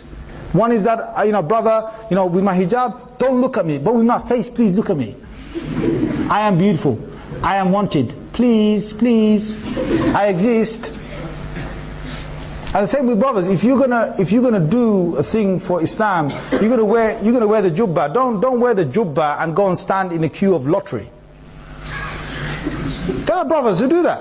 Seriously. The guy has got a white beard, all the way coming down here. White beard. He goes 5 times to the mosque. Yeah? He's got his jubba, abaya, whatever you say, jubba, and he's standing on a Saturday night in the lottery line. And there's not one of them, there's a few of them. If you're not saying, cha-cha, behave, man, what are you doing? Just for £1 you're going to start losing your akhirah. There are people doing that. Don't do that. Be an upright person. There are brothers who want to show that there's such a good brother inside the masjid, but when they go home, they're not the same. They're not the same. And I really feel uncomfortable that you want to show who you are, be the same wherever you are, because you're doing for Allah's sake. Anyway, next one, if you see a sister at university and you want to get married to her, how should you approach the situation? MashaAllah, brother. What do I say to you after all this talk? Yeah, you should marry her sister. What should I say to you? Go up to her, propose to her, kneel down, put a ring to her.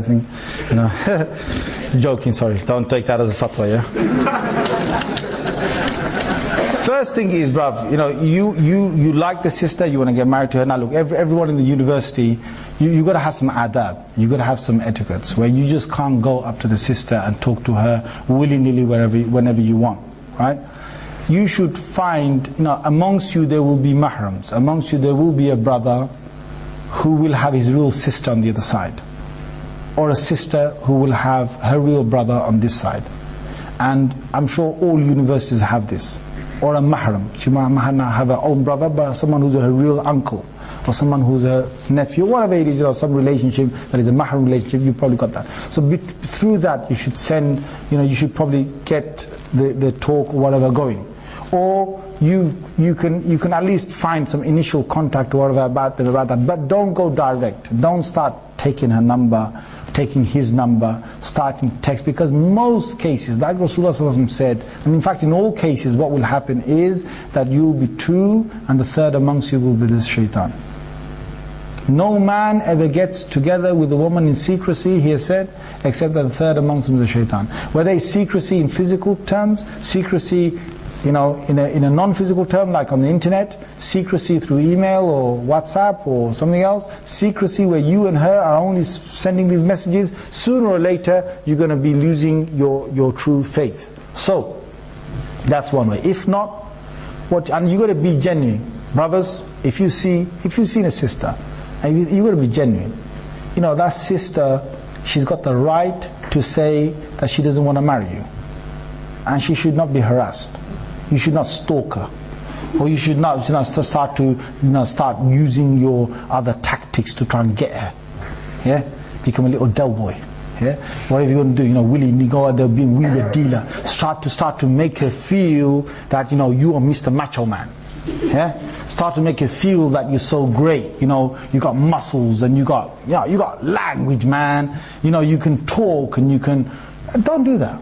If the sister, if you've asked, is that sister interested in me at all, and the answer comes no, yeah, don't do one of two things. One is to actually go and try and find try and impress her, and the other way is to try and feel that you want to commit suicide.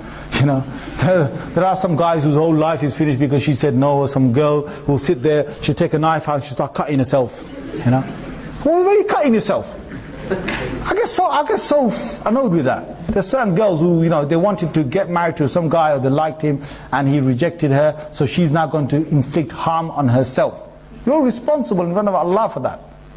You're responsible for, you're responsible in front of Allah, because that's your body that Allah has given you. So anyway, if you find that the person has got no interest, just keep it at that. Khalas. Don't carry on looking at her. Don't carry on, trying to get in the contact. Now, if there is some form of maybe, yes, right, then go through the parents, please. Go through her real brother. Go through her real brother. Go through her real parent. Now, that woman is a woman of respect. She needs to be respected. Do not break her honor before her marriage. There are brothers I know in universities who's only, and I want to say this to your sisters, right? You want to get married to this brother here who's after you, yeah? Right? You want to find out if he truly loves you, right? Come in front of him without you trying to make yourself look good. and see if the brother's interested in you. Because if the guy's just interested in your face, if he's just interested in your face, then subhanallah al-azim, when you come, like, just wear your hijab, right? Wear a dull hijab, right? Wear a dull dress, right? Just come out, just by washing your face or whatever, finished, right? You're not going to impress the guy, and see if he really likes you.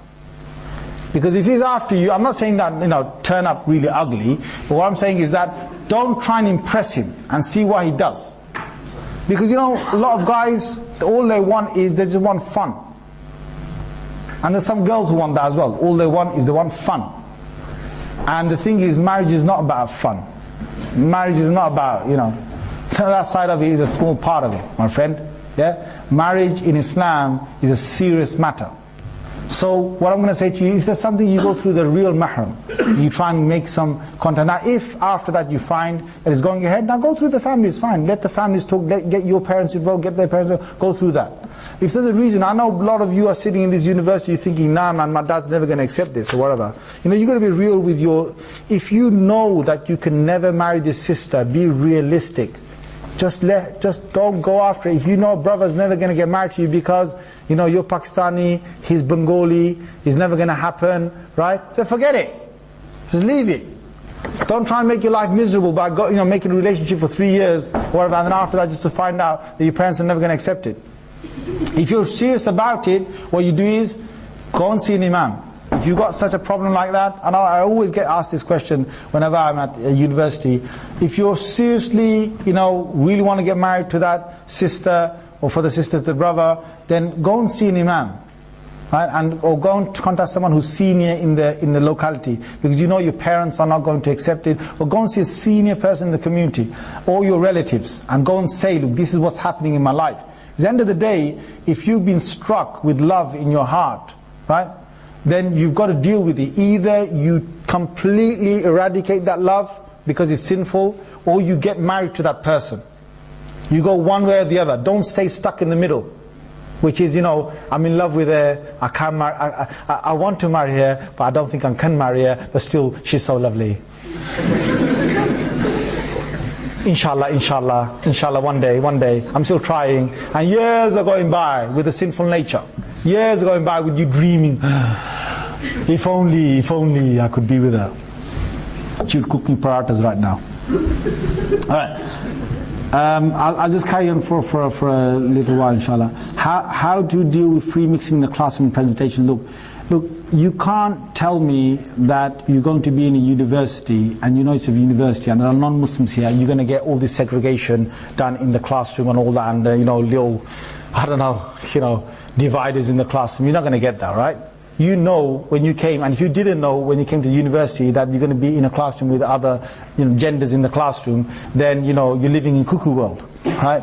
You're going to get them. Now you've got to control yourself. It's true, there's got to be something that, it's on you now, it's on you. It's right on you. Now what do? You lower your gaze. Right? If you're going to the classroom, don't sit at the back where all the sisters' heads are at the front, and you can be sitting at the back and looking at all the sisters from the back. If you're a brother, go and sit at the front. If you're a sister, sit at the back. Right? Have that much respect at least, yeah? Do that. Second thing is, you probably, you're probably sitting there, and there's probably a beautiful person that's there, and it's always bugging you, and you probably always want to look that way. Right? What do? Rasulullah sallallahu alaihi wasallam said, if you're young, you can get married. He said, get married. And if you can't get married, he said, fast. Fast one day, don't fast the other day. Fast one day, don't fast the other day. And keep yourself in hunger. Because when a person's hungry, it kills off the desires. Especially for the men. Especially for the men. So go through that. Now if that's not going to work, or you are still, you can't keep your eyes off that person or whatever, you're tempted to go and talk to her, whatever, then you go into state of dhikr. Do a lot of dhikr. And seriously do for your akhirah. And if you're not going to do that, and you still want to be in that state where you're still looking at her, talking to her, being inclined towards her, then you should know the consequences of the next life. And go and start studying about the consequences. These are serious things about the next life. Because if you land in haram, you're going to really find yourself in a one sister, subhanAllah, look at this, right? If a sister calls you, or you are inclined towards a sister, and you actually say, no, I'm not going to go towards her because I fear Allah, you have just guaranteed your position under Allah's arsh on the Day of Judgment. You guaranteed your position under Allah's throne for the Day of Judgment.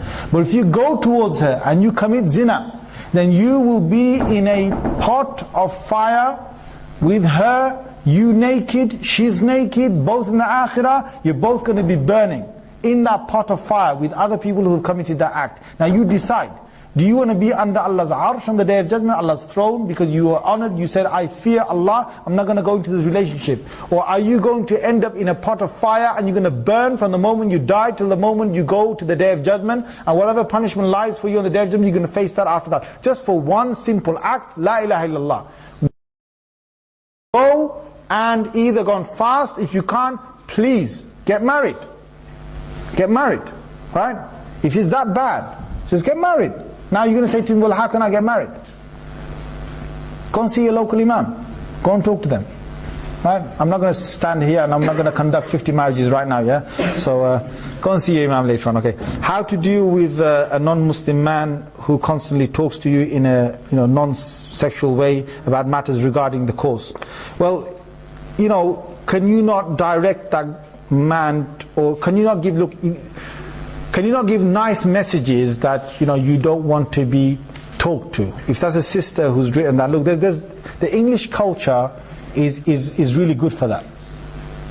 The English culture is really good for that. You can be very polite but very rude at the same time. Sometimes you have these neighbors, yeah? How are you? Good morning. They smile at you, they said morning, they smile at you, but it was a very, and they've gone off. The English culture, you can give messages very subtly. So for example, the guy comes to you and says to you about the coursework, and he's asking about the coursework. You give an answer and show them that you need to get thank you, I really have to get going now, really have to get going, close that and just walk off. No one's going to mind, they'll get the message. You smiled, you've given them an answer. You said you're in a bit of a rush. You smiled again. Thank you. You've thanked them. You've closed it. You walked off. Your body language is saying that I really don't want to be talking to you, but I'm not going to be rude to you. Alhamdulillah, just do that. You don't know how to do it? I need to give you a course on that? It's easy. In the English culture, it's easy. In some other cultures, it's really difficult. But Alhamdulillah, Allah's given us that culture. So you want to do it, just use it. Whenever you have to use it. And then, another way you can do it is to try and get, if you give that message a few times to them, they'll get the message that this sister is not wanting to talk to them. Now, if you feel that, okay, I need to always, I need to give this person the information. Now, have you not got another brother inside the same lecture, wherever, that can give the same information? Please, just go through the ISOC president, whoever, or go through some other systems, just try and get contact with that other brother, or go directly to that other brother in the classroom and say, please brother, this guy's talking to me, I don't want to really be talking to him all the time. Could you please just deal with the coursework questions, whatever he's got? Do that. If you really have to go that far, do that. I'm sure there's not 50 sisters in one lesson and just one non-Muslim man in that lesson. Okay, how do you react to Muslims who are against the Prophet ﷺ linking to the movie and what has been made recently? Okay, I'm going to answer that very briefly. Okay, I've given a whole lecture on this.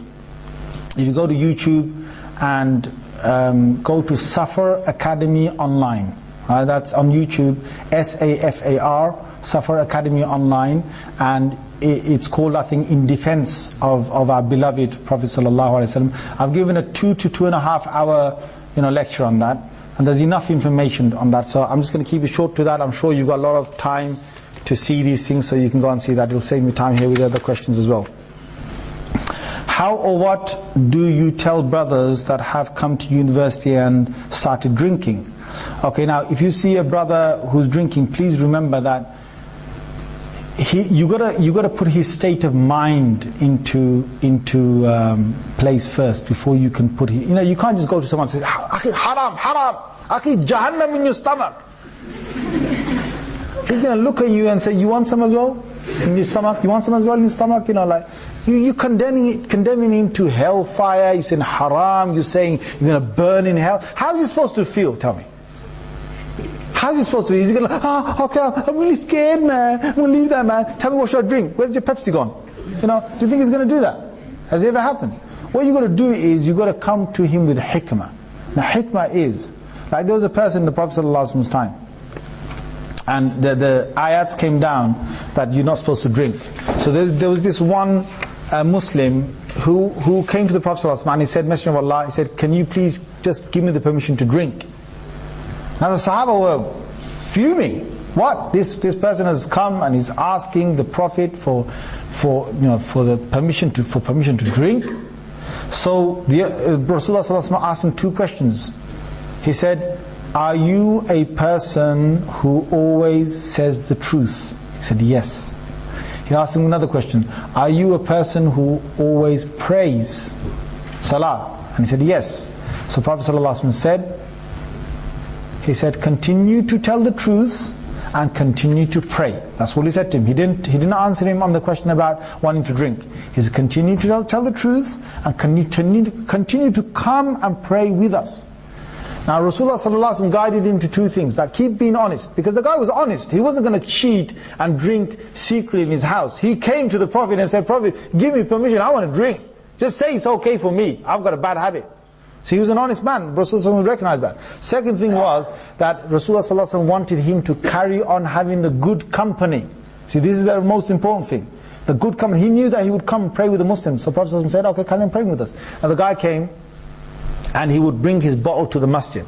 And he would leave it outside the masjid, come inside, he would pray. This is early Islam, this is not in late Islam, okay? So as soon as, this was just after the ayats came down not to drink.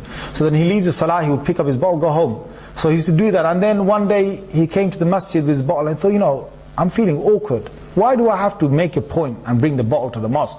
Why don't I just leave it? Why don't I just leave it home? So he started leaving the bottle at home and he used to come to the masjid without the bottle. Then after a while he thought to himself, when the prayer and he's living with the Muslims, he's got that environment. After a little while he thought to himself, he started cutting down on his drinking, and in the end he just left it. Right? Now, that is hikmah, that is wisdom. If you see a brother who is drinking, then you need to find him good company. Bring them to the Isa, bring them to the talks, or give them some good nasiyah. Maybe they'll never listen to a talk. Don't just give a person a book in the hand. Now a lot of people just want to, brother, here's the book, read about this. Gambling, intoxicant, drinking, how haram it is, find out which part of hellfire you're going to go to. Please take this out, quick. What's the guy going to do? Examine his position where he's going to be sitting in hellfire? What do you think this is? So they're not going to read it. You might as well come up to them and talk to them nicely, right? Talk about Iman, talk about Akhirah, talk about Jannah, talk about the nice parts of Jannah, talk about, do balance it with Jahannam, but lightly. Talk about Allah, talk about the pleasure, talk about why we're Muslim, talk about the purpose of life, talk about why we're here, talk about the Akhirah, talk about the grave, talk about we're going to be there alone, and start to make him think. Right? Why is he a Muslim? And then after a little while, he'll start thinking himself, what am I doing? What am I doing? And if he's got the good company, inshallah, slowly, he will leave it. Now and again, you might make references to this being so wrong that it might take you to hellfire and so on. You might now and again. But the majority of it should be good talk and, positive information.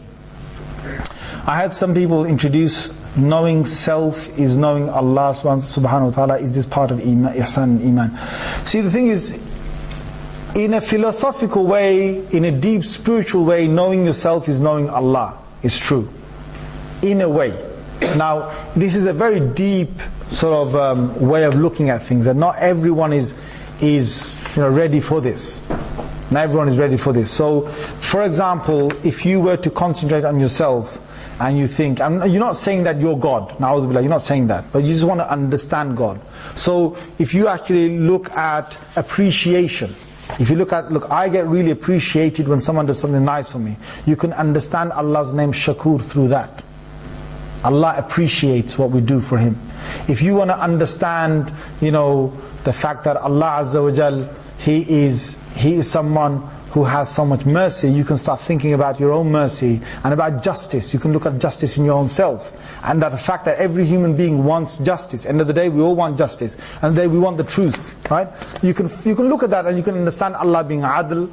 You can understand Allah being hakam and so on. But it's not for everyone. It's not for everyone. This is a bit off the topic, but if you owe someone money for something haram, will you be held accountable in Islam if you do not fulfill, as this debt is for something haram? Look, you got to tell me what is it. Now look, if I, for example, I don't know, if I bought a dodgy phone of someone, right? So the guy gives me, he's selling me an iPhone 5 for £100. Yeah? Now you know an iPhone 5 can't be £100. But you say, brother, mashallah, where did you get it? Mashallah, brand new iPhone 5 for £100. You should know that's dodgy, alright? Don't take it. Now if you've taken it already, and now you make an argument saying, well, if I give you the money, it's haram money, isn't it? What kind of argument is that? You've taken a haram phone, well, give the phone back, give the goods back. Whatever it is, but you can't. Qualification, what if it's for drugs? Okay. Drugs. Not for me, then. So, if somebody, look, if you've taken, like let's say for example, you weren't practicing, and you took drugs of somebody, and you owe them money now for those drugs, but you've had those drugs, you've finished them, you've sold them off, or you whatever you've done, now you become practicing, and now the guy wants the money. So now you're saying it's going to be haram money. No, my brother, don't try and become practicing now and trying to cut the debt off. You don't do that. Because the thing is, you owe him the money. Those days you were in a haram, mood, a haram life, you took the haram off him, and yes, the money is going to go back to him, but it's a transaction at the end of the day, and you've got to fulfill that, you've got to give him the money back. Even though he was for the drugs, you've got to give him the money back, right? Now, it's wrong of you to have done that, but you do tawbah, but you've got to give the money back. And I'll be honest with you, if it's to do with drugs, even if it's £10, the guy will come looking for you. £5, the guy will come looking for you. The day he's cracked, he's going to come looking for you, and he's going to come with a knife. And he's going to try and look to see if he can, crack you with that knife. Alright, Assalamu alaikum. When I pray or try to practice the deen, it becomes harder. How do I devote myself? Look, if it's to do, whoever wrote this, if it's to do with salah, or anything else in the deen that you're trying to practice and it becomes difficult, try and please do some dhikr, try and remember Allah Azza wa Jalla, try and spend some time alone with Allah, on the musalla, to yourself, just thinking about Allah and no one else, right? And the more you will do this, the more it will become easier for you to get close to Allah. The spirit, the soul of every ibadah we've got is the dhikr of Allah. It's the remembrance of Allah. When Allah said, Aqimis salah, establish prayers, He said, li dhikri, for my remembrance. If you've got the remembrance of God in there, then it's so easy for you, you're devoted. If you're fasting, if you're doing anything else, right, and you've got the remembrance of God with that, it's very easy to do it. When the remembrance of God is gone, it becomes difficult for you to do that. So try and inject that into your mind, and try and keep that constant. Right, is student finance haram, interest, inflation, or halal? Well, if you've already taken it out, why are you asking me right now? It's like some guy, he saw some I don't know, some really nice kebab. He eats it and says, it's really nice, man. I'll ask whether it's halal later on, but it's really nice. Look, if you're really thinking about haram or halal, please do it before you take it out. If you seriously want to stay away from haram, the way the question is posed, it's like, man, please make it halal for me. Just say it's alright. Please, bail me out now. The thing is, I'm not going to stand here, I'm not going to change no fatwa or whatever for you. Yes? I think interest-free loans that they used to give out before, everyone knew that the interest-free loan that they give you is halal. Now that they've got they've got certain finances where there is interest on it. I think they've stopped that interest-free loan, right? Am I right or am I wrong? Can you still get student interest-free loan? No, you can't. Right. So now that they've got the other where there's interest on it, I would say to you that it's a very difficult thing, and you have to be honest with your deen, with your religion. And if you've got even people or others or anyone else you can start borrowing off, family members, whoever they are, you should look at those options. If you even have to go through to survive this, I don't know, to go through some other means that are halal, then please look into those. But if you've ended up having to take one, I'm not a mufti, and I can't give you fatwa, and I'm stuck here. So I'm not going to give you an answer on that one. I'm going to say to you that there are plenty of muftis in Leicester. Go and see them, go and visit them, go and talk to them about the one that you've done, the transaction you've done, whatever situation that is. But I'm just giving you the general thing. Yes. What if you were forced by your mother or father? What about if you? If you were forced by your mom or dad? You're forced by mom and dad? At the age of what? If you're 18 and your mom and dad are forcing you to do something, then one's got to question themselves. Someone's got to question themselves. If it's forced to do with taking this loan out, they're going to force you to get married to some girl you don't want to get married to, right? And then they're going to make you have your wedding in a way that you don't want to have that wedding that way. They're going to do all sorts of things. And there's got to be a point when you got to stand up. Look, لا طاعة للمخلوق في معصية الخالق. You do not obey the creation when the creator is being disobeyed. That's a clear ruling of Islam. Now again, look, it's a difficult one because it's only come in, I think, in the last few years that you can't actually get an interest-free loan. And myself, I'm perplexed because there's hundreds and thousands of students across the country that probably going through a lot of difficult times. They need to study and they can't find the finances and so on. But I'm not a mufti, and so being honest with this question, I'm going to say to you that you go and see your muftis. The muftis are the ones who can give fatwas to you. I'm just going to give you general Islamic answers. Do you have any tips for anyone who is trying to give up listening to music? Do a lot of dhikr and get into dhikr and get into it with your heart and get so much love of that dhikr that music becomes secondary, and it will happen. It will happen. You have to do it constantly. You have to do it with passion. You have to do it with love. You have to put your heart into it. Subhanallah wa bihamdihi, Subhanallah al-azim, Subhanallah wa bihamdihi, Subhanallah al-azim. If you want to just sing for Allah, praise Allah, be with Allah, you don't need this music.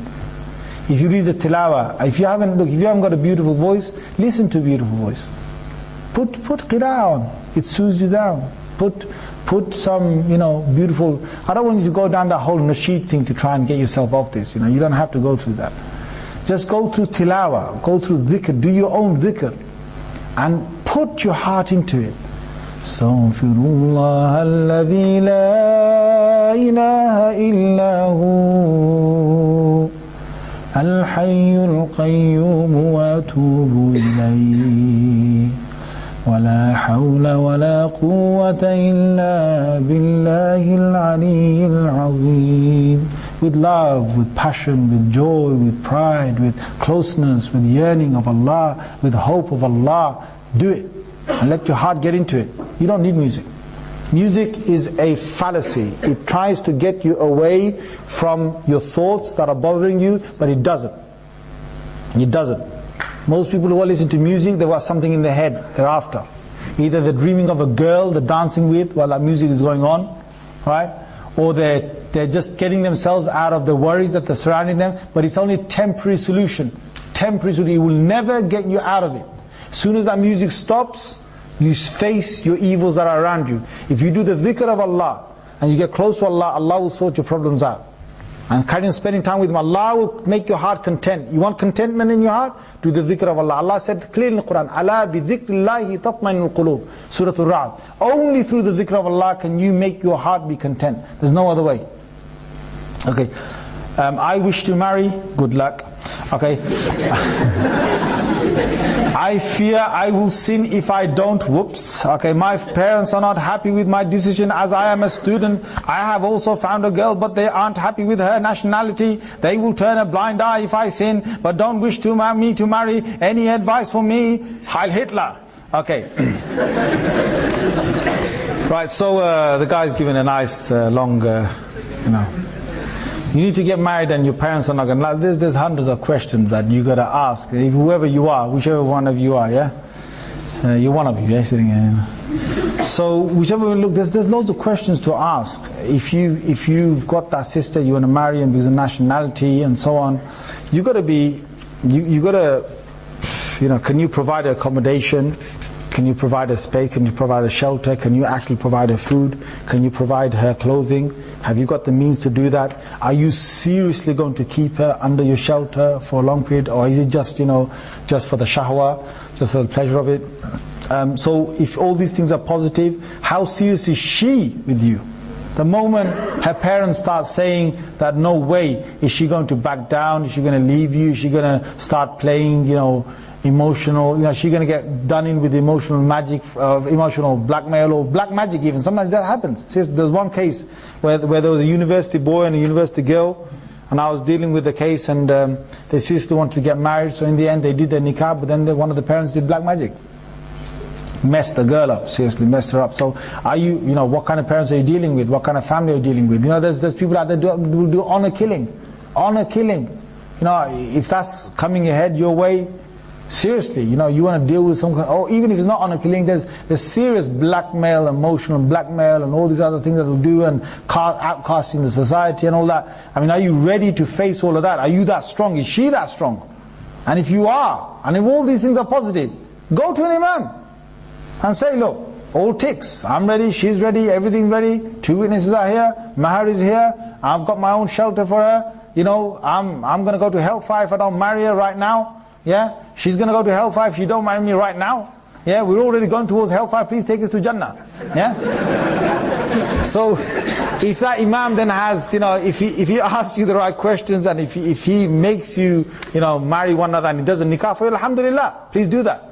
But if one of these things are negative, and you're just doing it because, of the thrill of it, because she just looks nice, I wish I married her, all that kind of stuff, when her father comes with a meat cleaver, I'm going to be running, if it's one of those things, then you better just back off right now, brother, you ain't got the guts to do it, then just keep your guts where they are, don't try and challenge the man, yeah?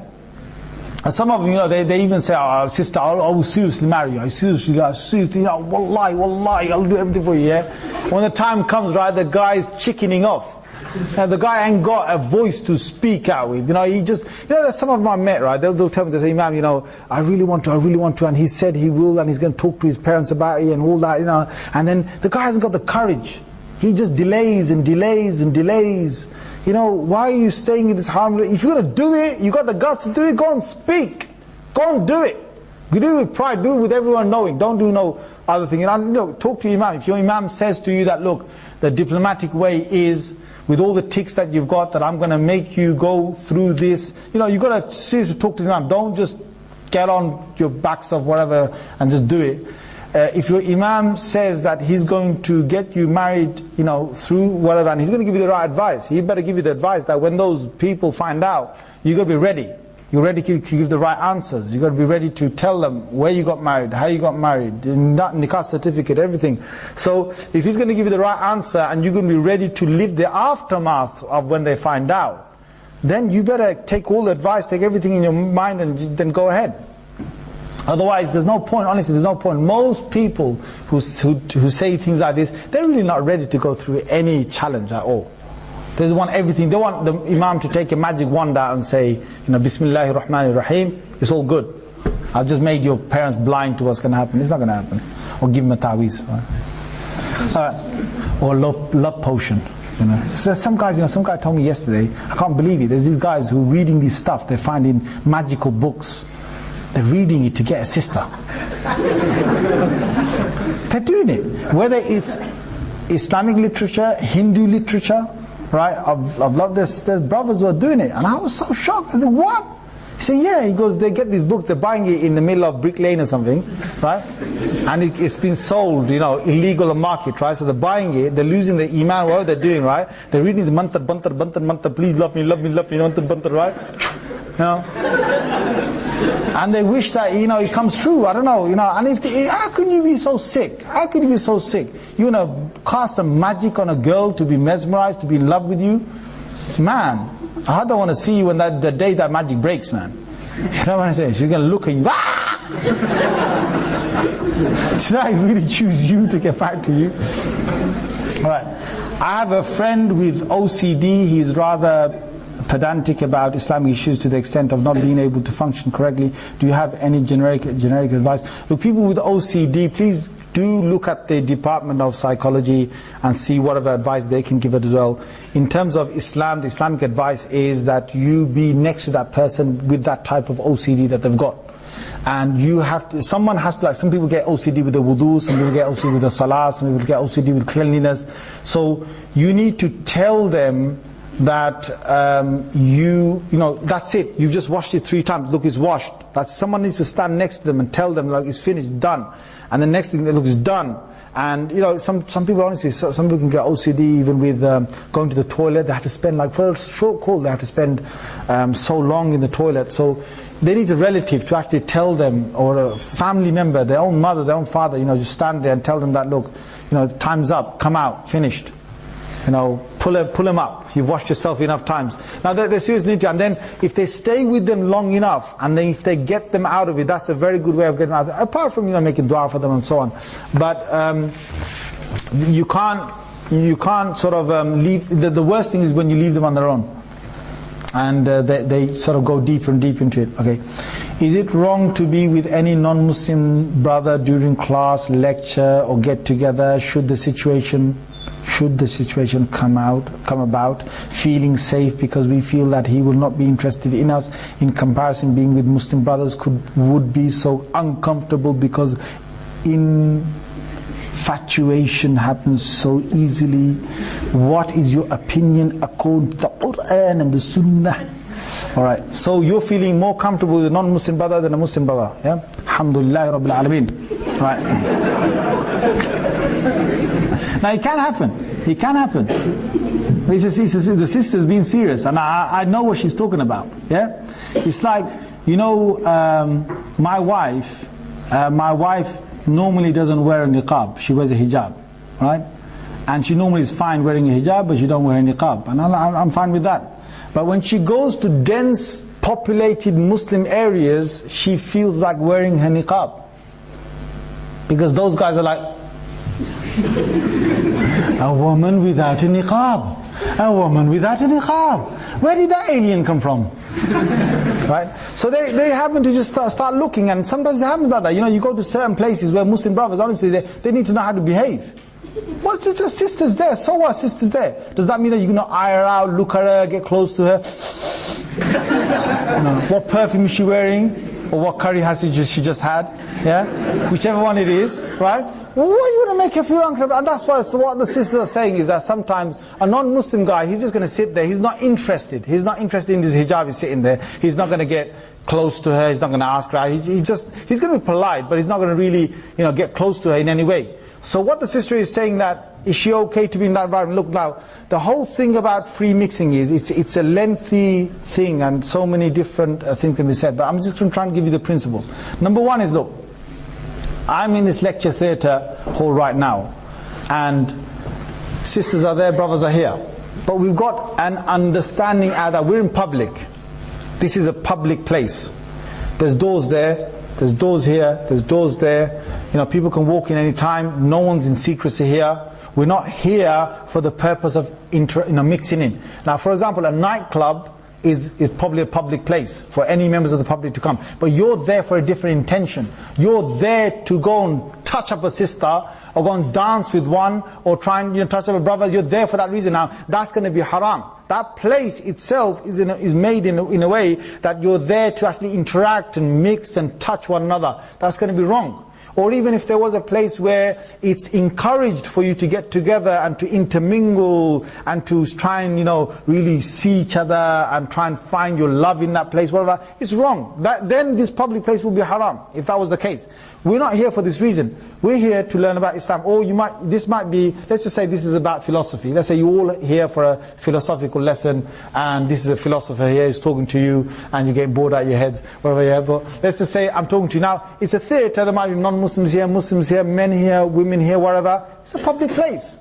It's a public place. It's not a place where you've come to try and, you know, freely mix with one another. It's not like I'm saying that the brother, you know, okay, today is an Islamic thing. It's not like the sisters sit where they want and the brother comes sits right next to her, or just very close to her. That would be wrong as well. Why are you getting close to her in a public place when you can stay away? Like you're getting on a bus, you see a sister there, you want to be respectful, and you want to go and find a place where you're just on your own without sitting next to a sister. If you have to go and sit next to a brother, or sit next to a non-Muslim man, why go and sit next to a non-Muslim lady just because she's sitting there, she's having to be alone? That's wrong. That's wrong. You find another seat. Now, if I was to go on a bus and I found there's only one seat there and it's next to a non-Muslim lady, or even a Muslim lady, right, I'd stand up. Why do I need to go and sit next to her for? To give dawah? Right? No, I don't need to, right? I'll stand up, right? But if I can find my own place, now that's rule number one. So if you're in a public place and the place is not made or the gathering wasn't done with the intent of getting together and mixing, and you're not trying to get close to one another for that reason, then alhamdulillah you can get together in that public place. Alright? Now, let's say for example we walk out of here.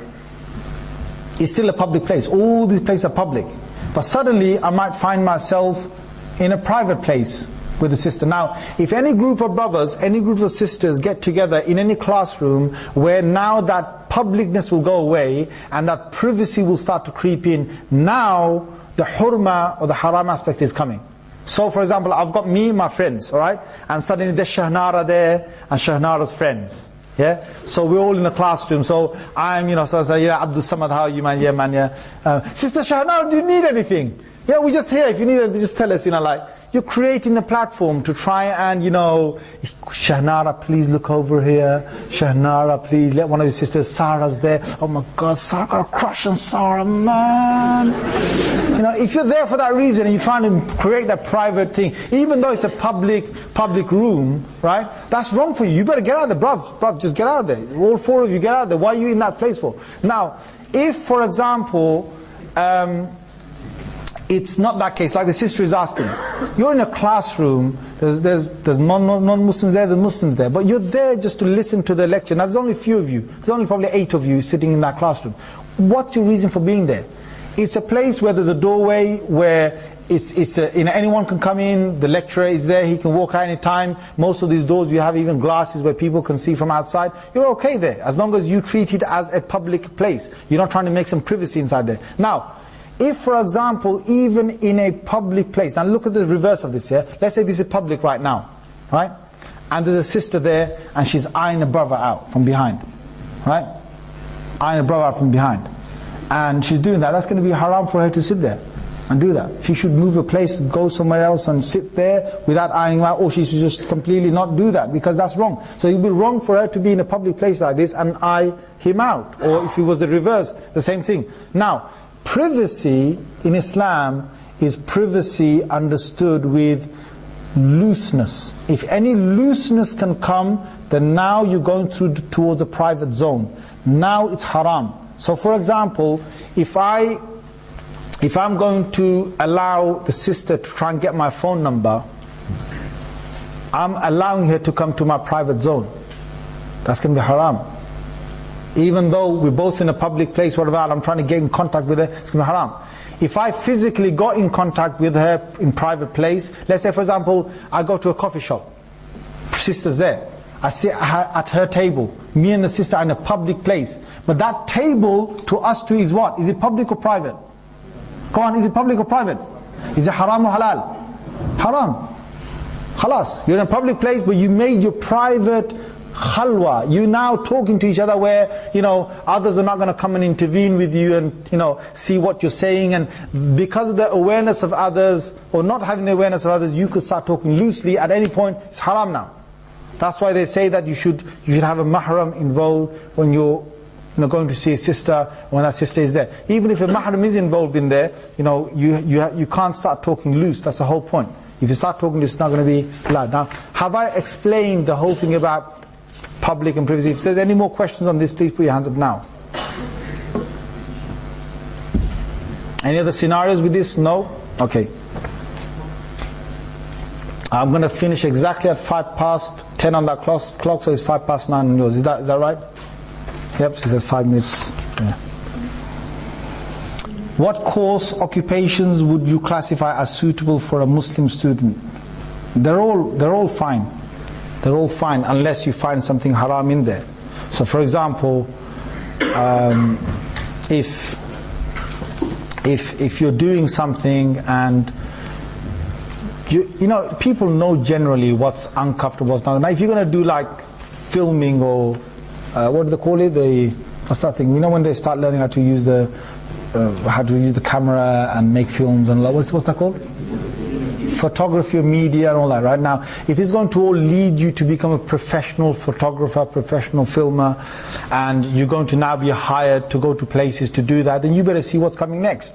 You're going to be called to go to these marriage events, to start taking films of these, you know, non-mahrams and so on of yours, and take close-ups of them. Okay, what are you doing? What are you doing? If you're going to be practicing, don't go down that line. How can you sit there and start filming close-ups of these ladies eating and, you know, how wide their mouths become when they talk, yeah, or whatever? I mean, what are you doing? You're going to become a lawyer, and then you're going to start, no, go, think ahead.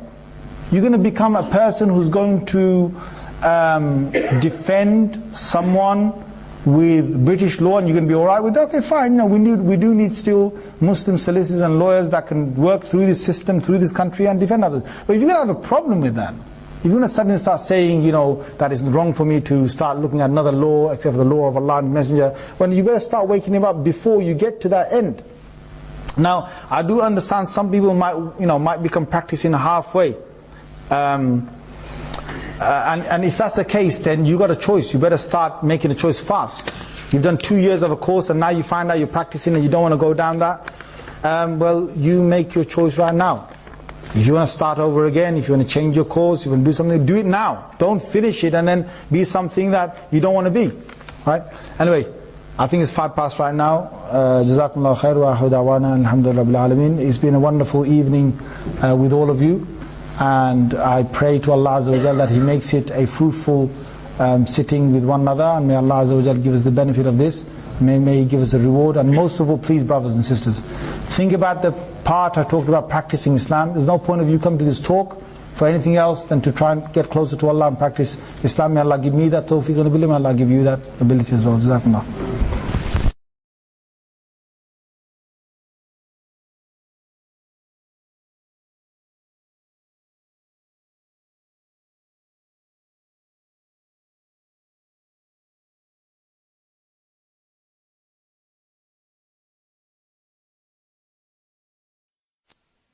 Mm-hmm.